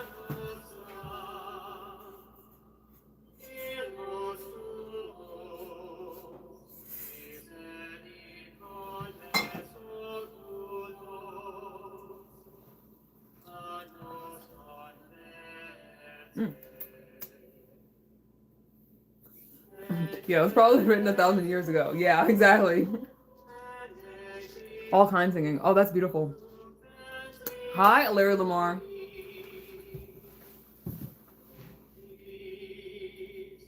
Yeah, I could definitely imagine that being like,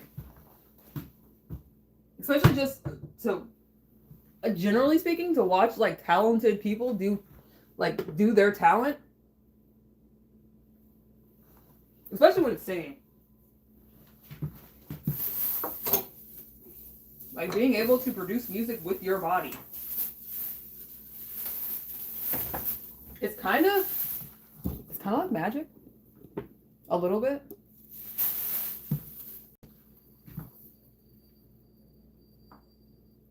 I'll turn it off. Oh, let me turn it back on. Let's get that climax. We'll just do the whole thing.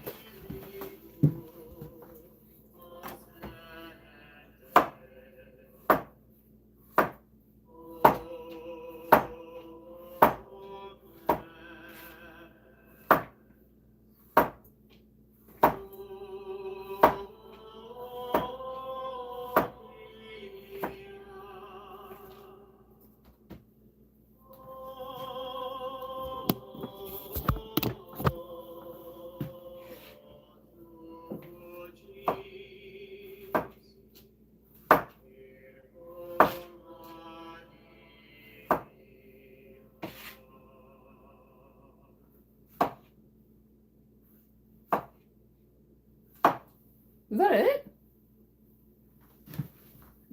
it? Is that the same song? Is it like there's an extended version? Because this was only like 2 minutes. 2.5.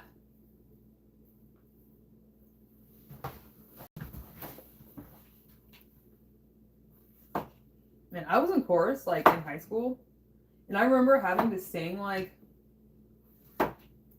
those super old songs, and they be getting stuck in your head. Like a lot of them I still remember like super duper well.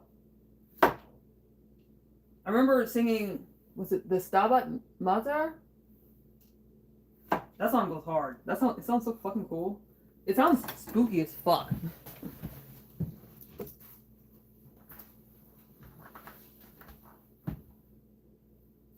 Don't know how to spell that.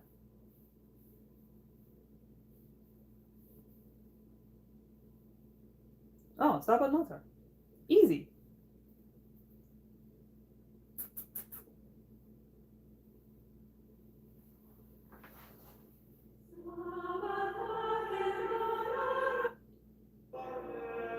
No, that's not it.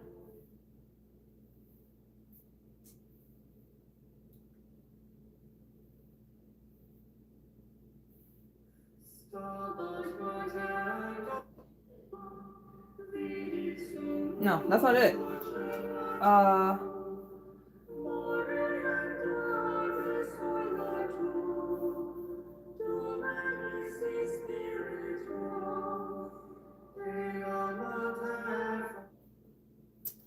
sure that's what it was called.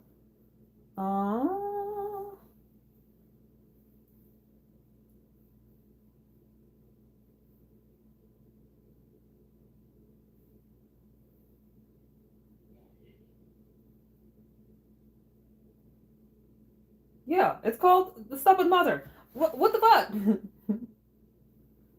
Okay, that's what it's called. But that didn't come up when I put it in. Let's put in Fak Ut Arayat. Because that's the actual fucking lyrics. This song goes so motherfucking hard. It sounds so cool.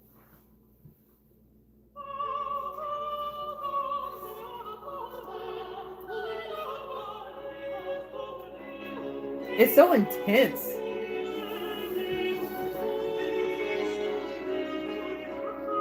You once heard 30 Mother Teresa nuns sing Walsingham?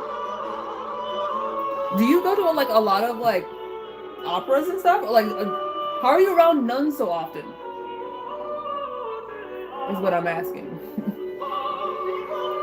I love the song.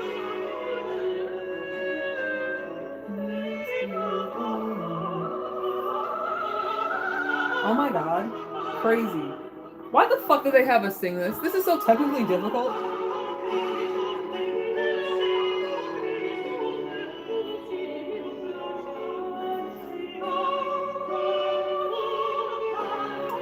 It's a really cool song.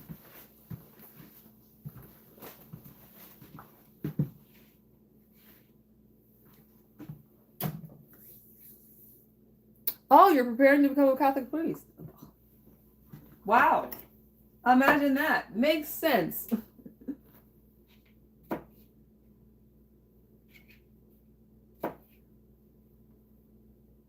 That's interesting.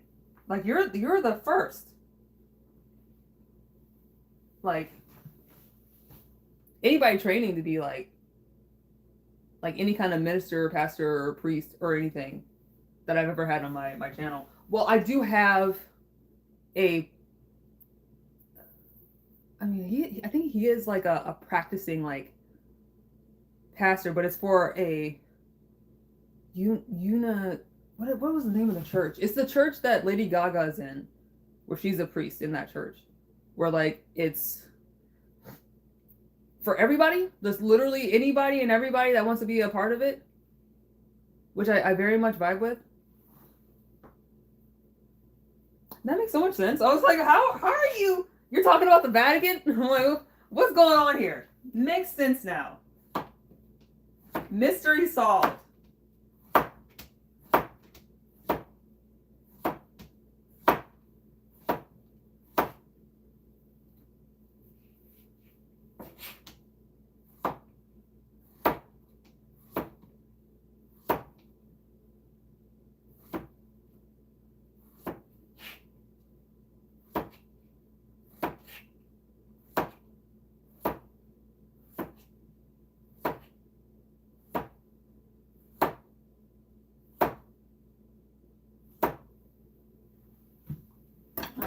We are done here. I mean, not done, like, at all.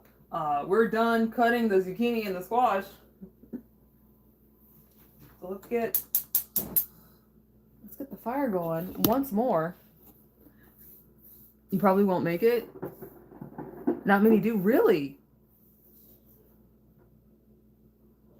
Location and you're a vile and wretched sinner. I mean, yeah. But I also feel like the people that have made like the active choice after having the life that like where you didn't have as many rules and you decide like, no, this is what I want to do. I feel like that's even more like you like, not that you're a better candidate, but like that you'd be more dedicated. That this is like not just a decision that you've made flippantly or because your family does it.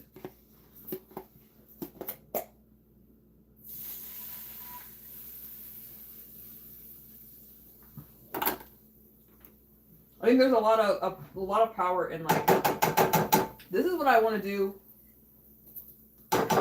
after having a life where like I could have done anything. No, I would like to do this. This is it. That means a whole fucking lot, at least to me. You have to get all the priests from Nigeria and India. They're great. Oh, okay. What makes them so great? You're single and you have no responsibilities. Man, yeah, no, you're like the perfect candidate. Like, I mean, I realize like maybe the perfect candidate is like somebody that's been like studying and dedicated to it like their whole life. But I really, when you factor in that it's a choice for you, and not to say like it's not a choice for other people that like get into it because of their family or whatever. It's just when you're living entirely in it all the time, it's all you know. And so of course you would choose to do that.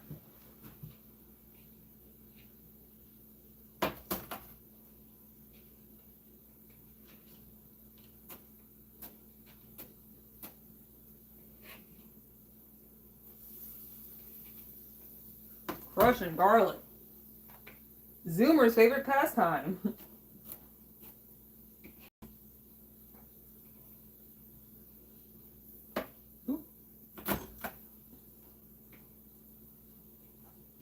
Should probably put my hair in a ponytail.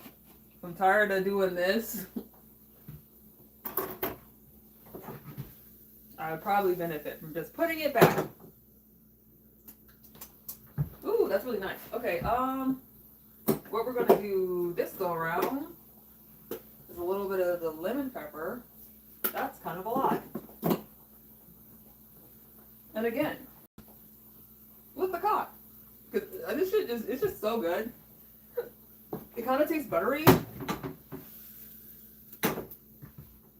And I do want to put some onion in. Ooh, this onion is seeing better days.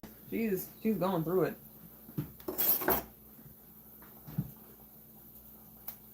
Too bad we can't do this with our skin. Just like peel that shit off.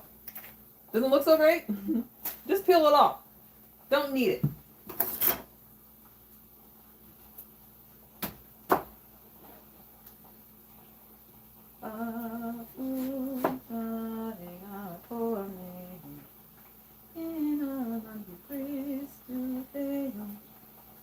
Okay.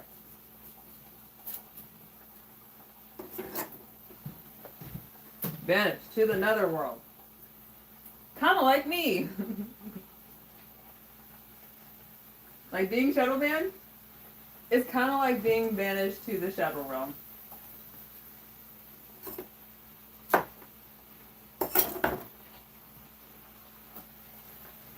Mm-hmm. They're just great. Nobody in the West becomes priest or religious anymore. Ah, at least in Europe. Yeah, no, that makes sense. There was a time where all the priests were Irish. And the nuns, yeah. No, that kind of checks out.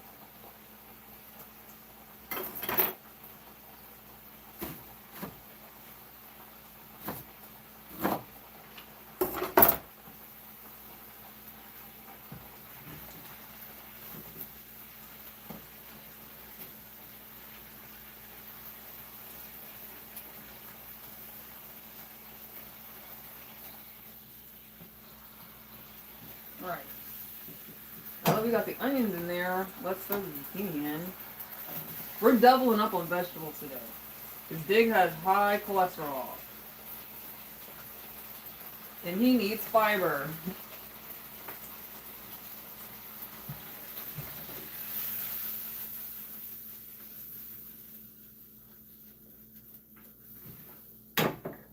Probably put some more onions in here. Why not? We ball.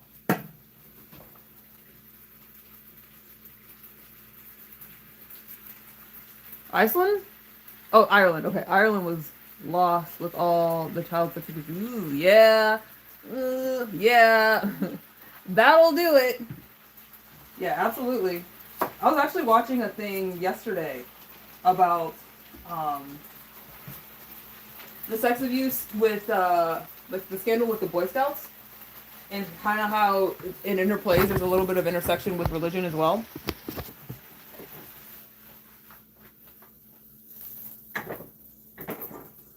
Why is she making so much noise? It sounds like I dropped something.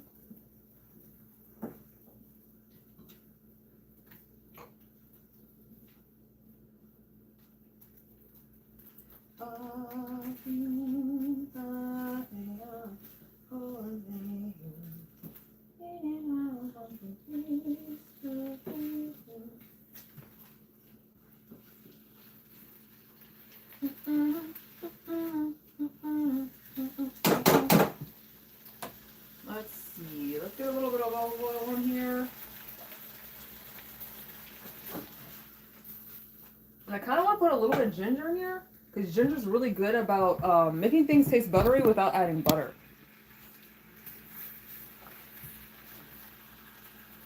You're amazing. Thank you, Zoomer. Ooh, ooh. I most certainly do try. And sometimes I have varying levels of success, but it's not varying levels of failure. And that's the goal.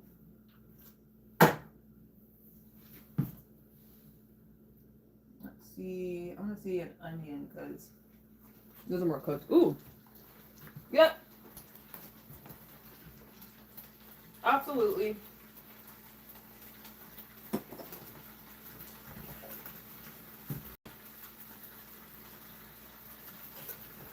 I don't want a lot of ginger. I just want enough that it has like a little bit of the like the neutralizing effect of the ginger. It's really good at like making bitter things taste less bitter. And that's what we want.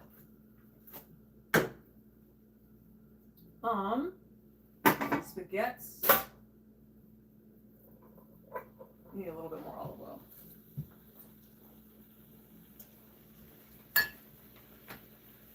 And spaghetti sauce.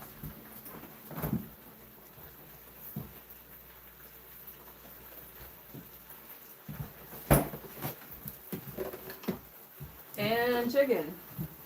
We got a lot going on. Well, now that like it's like to the wire. To the limit, to the wall. Okay. It feels like we're joking a whole lot, but we're not. This is very manageable.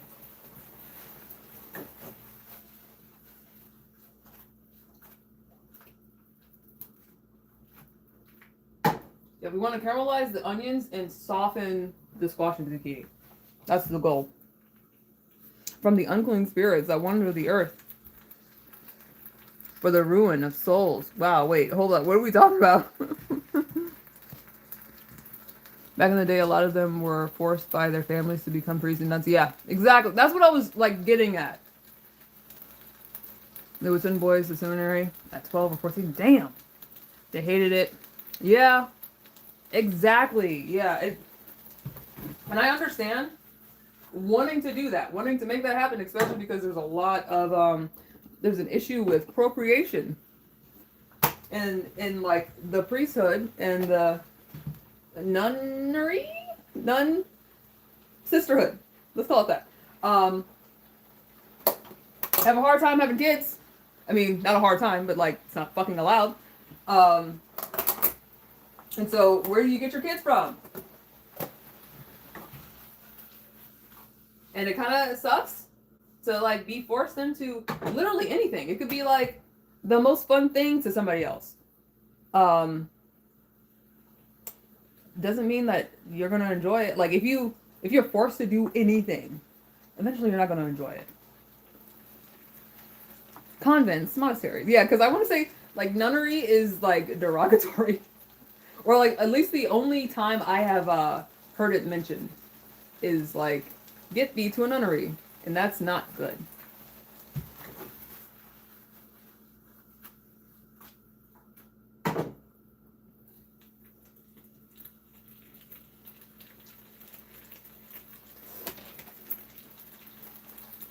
Not quite.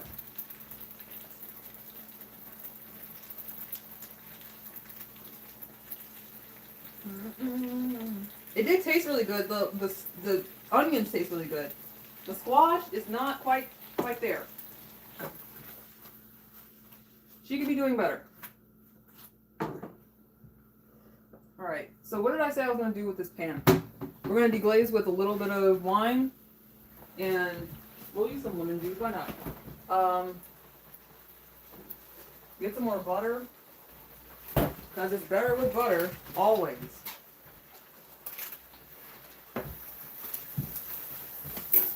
Let me get my wine.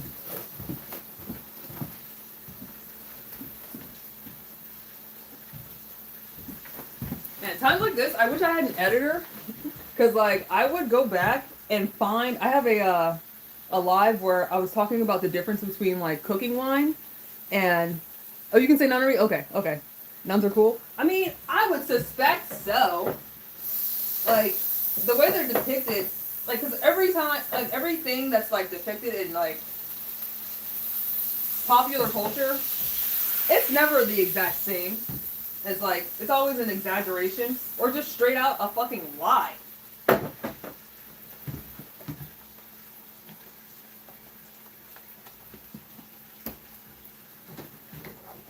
And so, yeah, I don't believe in, like, the common depictions.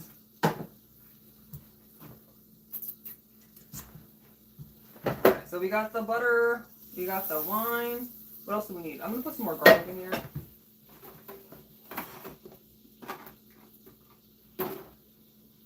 It calls for 3 cloves. We use 7.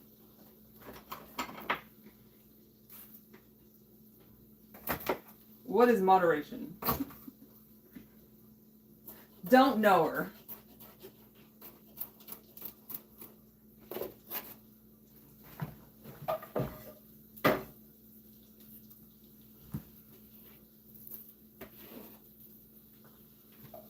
Okay. So we got a little bit of the sauce going. Did I say parsley and maybe basil?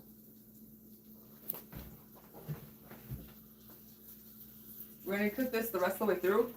Get it up to 150? Or 175? Or 165? I think it's 165 for chicken. Chicken and pork.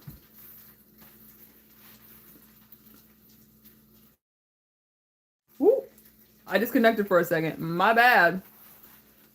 You've been living in a guest house ran by nuns for the last 6 months? It's just like Sister Act. Oh man, so it's fun. It's just straight up fun. Well, that's good to hear. And like also good to hear like not only is it like actually fun, but also that you find it fun. Like that's like the analogy that you use.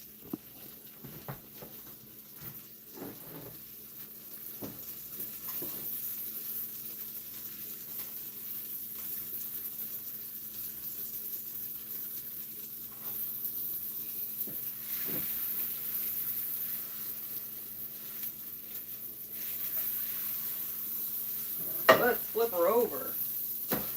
Oh no, she's not quite ready for prime time. Ow! Oopsie poopsie. I had a little bit more liquid in there than I thought. And splashed myself. Wet and Wild. The bad kind.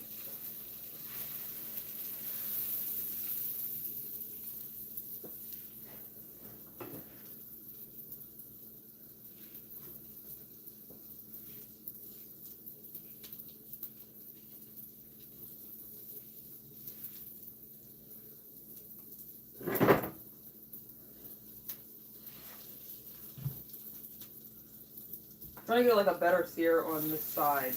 Just because like she's acting up. I get an apron on? Listen, I have aprons. I have multiple aprons. I should.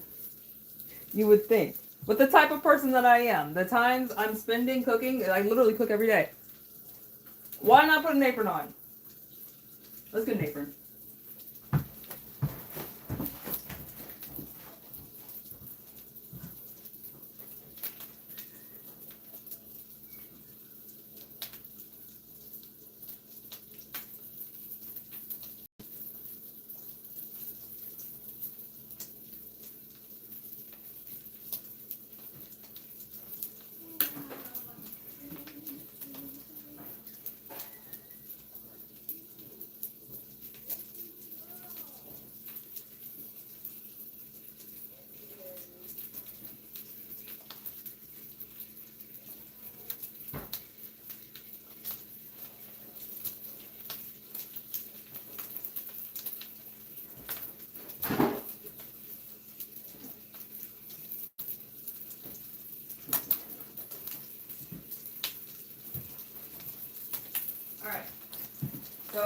I have a couple aprons. My favorite one is probably, I don't know. They occupy different spaces depending on how I'm feeling. So this is my tactical chef apron. And I feel like it goes with the outfit a little bit more. But I think I like my other one more.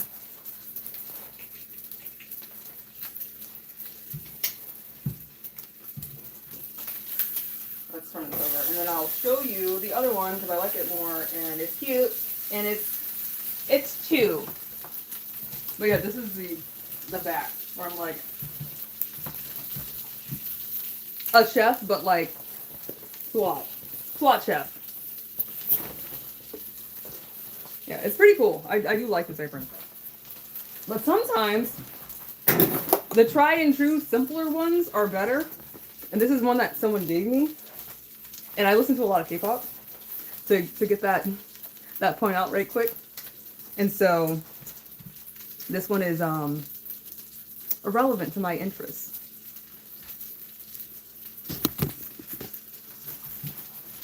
I'm cooking like a chef because I'm a 5-star Michelin.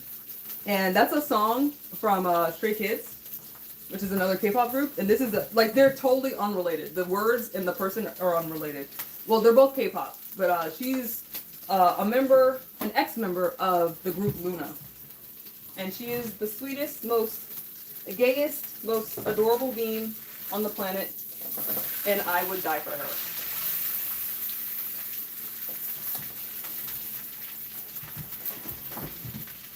She is too. We are too. Let's see. Basil and a bit of the parsley.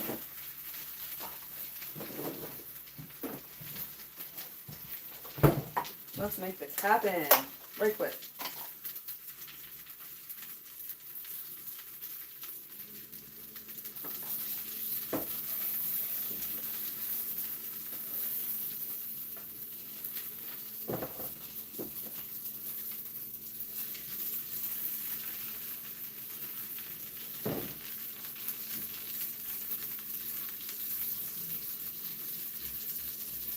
And we're kind of just basting with butter. As God intended.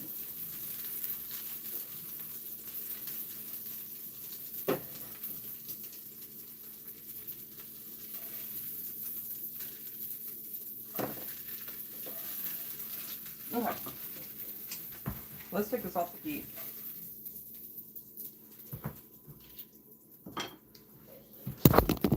So, you know who Blackpink are. Okay. Come through. All right. They're like one of the most popular girl groups in all of K-pop. So, but you're paying attention. You're listening. And you're remembering the names. That means something.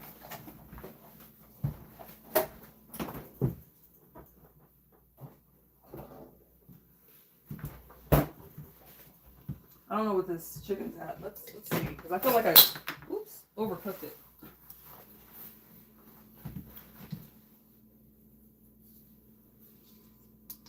And we're not going to get bent out of shape about it, but I do want to see. Oh, and twice. Okay.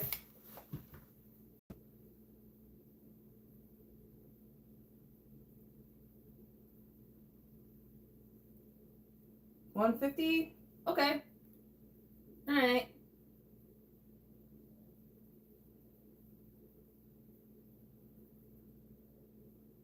Turn up. Okay.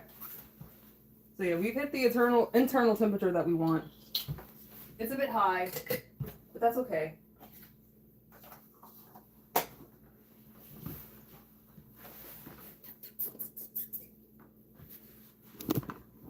Again.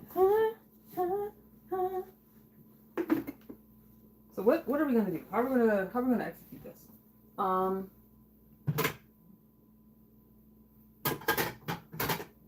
Kind of want to use these guys since I've already started using the. Yeah, that's what we're gonna do. Yeah, that's what we're gonna do. Okay, hold up. Yeah, since I've already started using the, we'll just get a a little bit of lemon on there.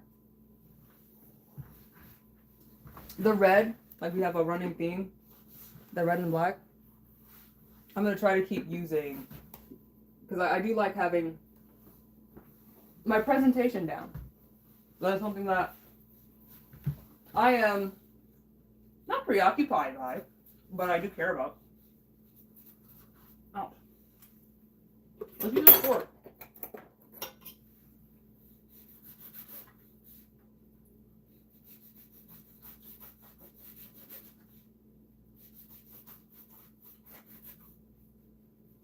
Come on. Yeah, I need to sharpen this knife. It's kind of bumming me out how dull it is, because I literally just bought it last year.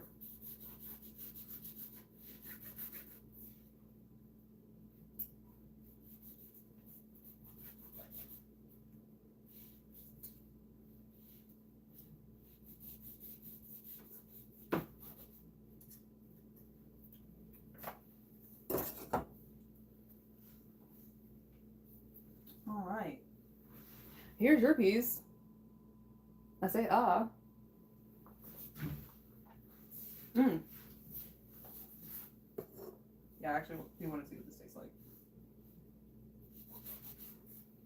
like.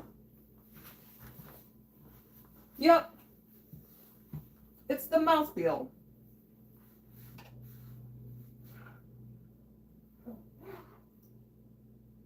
Here for it.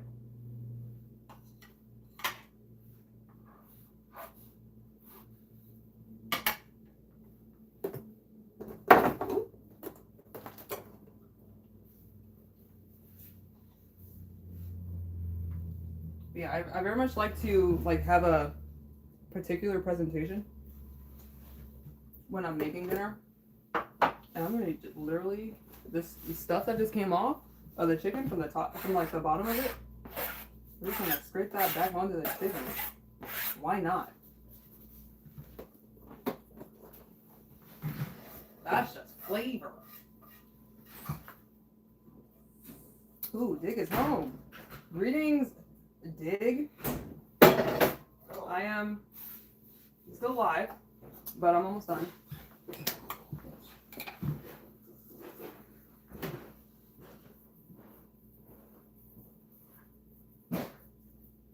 Ooh, beautiful.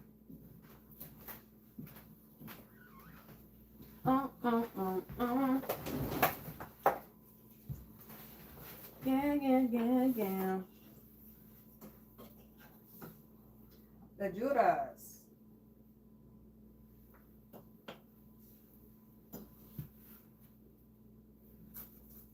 I'll use this guy. We're gonna put one of these guys on here.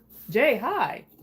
Greetings. I'm about to be done, but I do appreciate you coming through.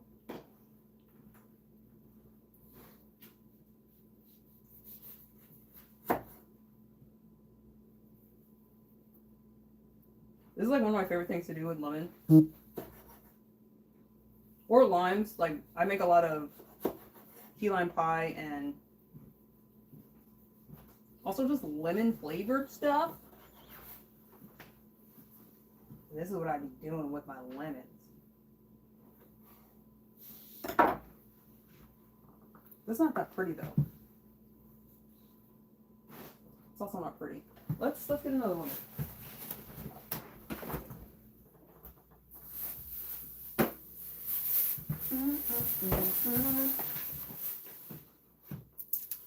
Yeah.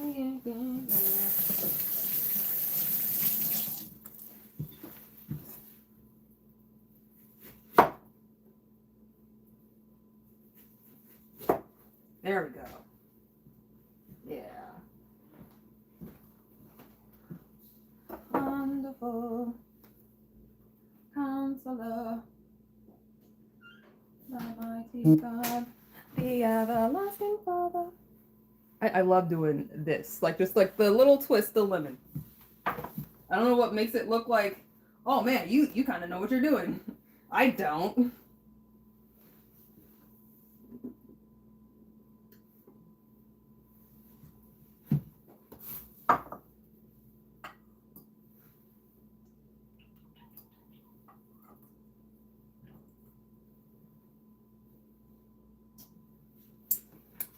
What are we gonna do? We're gonna put the spaghetti in. Should I put it in this bowl or one of these guys? We're gonna put it on one of these guys. We'll see how that goes.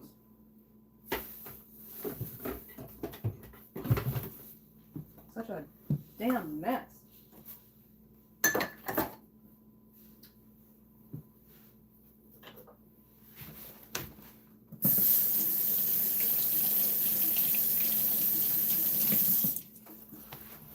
Ooh. Let's get some spaghettis. I talked about wanting to do. Looks lovely. Enjoy. Thank you. I talked about wanting to do a nest, like a sketty nest. And I'm just not good at it. If I'm being honest, I just don't know what I'm doing. I'm trying to find something to do it with. Here we go. This is like a good implement for it.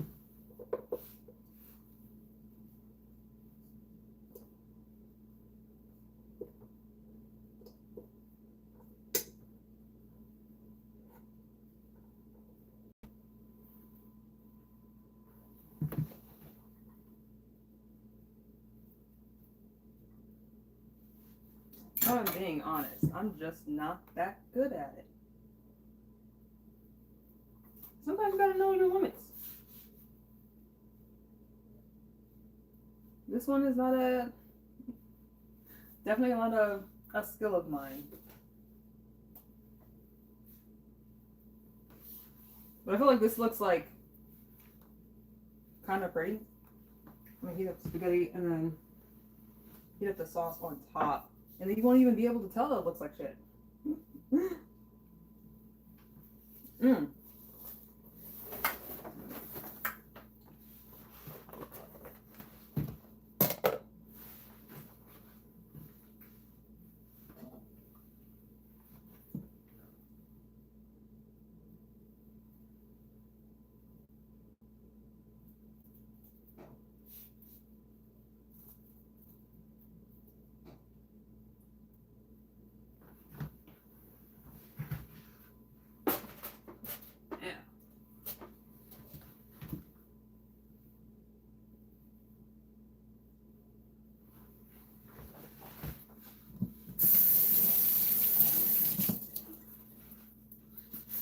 You remember me and your prayers?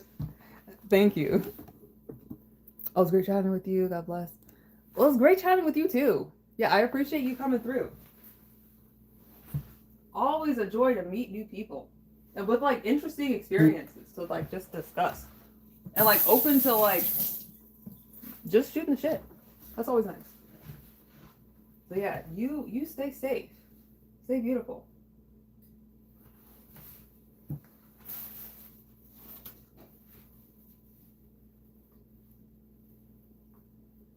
We'll just pretend like we didn't spill this. It'll be fine.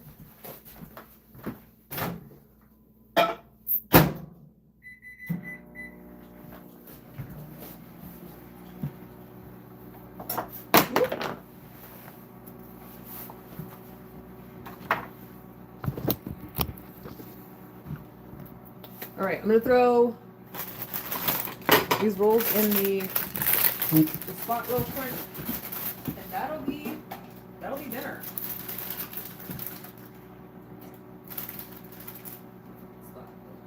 Spot.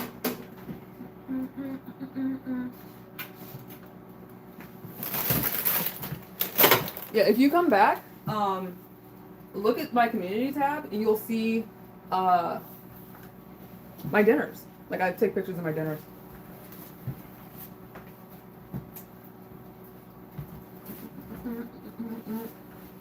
Oh yeah, I was gonna use this later.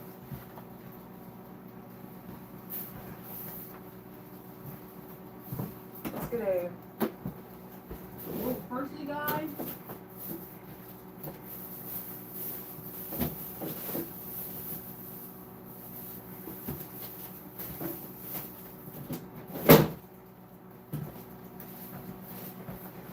But yeah, we're pretty much done here. So, I'll put a picture up and y'all see it. But yeah, I think I'll end it now. Cause why not? Yeah, we got the spaghetti. And we got our vegetables. We got our meat. Very important. Kind of essential. I'm gonna say it's the most important part of the meal. But for Dig, it's up there. It sure is up there.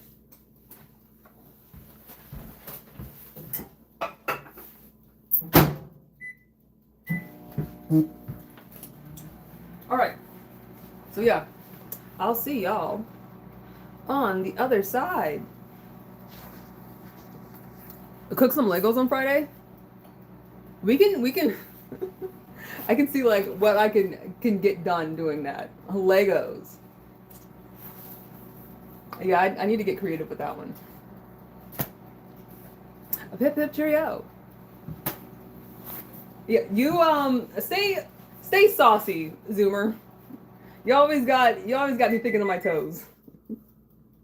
But yeah, I will see y'all on the other side. Thank you for joining me. And yeah, I'll have a picture up in the community tab sometime tonight when I'm in the tub. I'll put it up. And yeah. Until next time, deuces.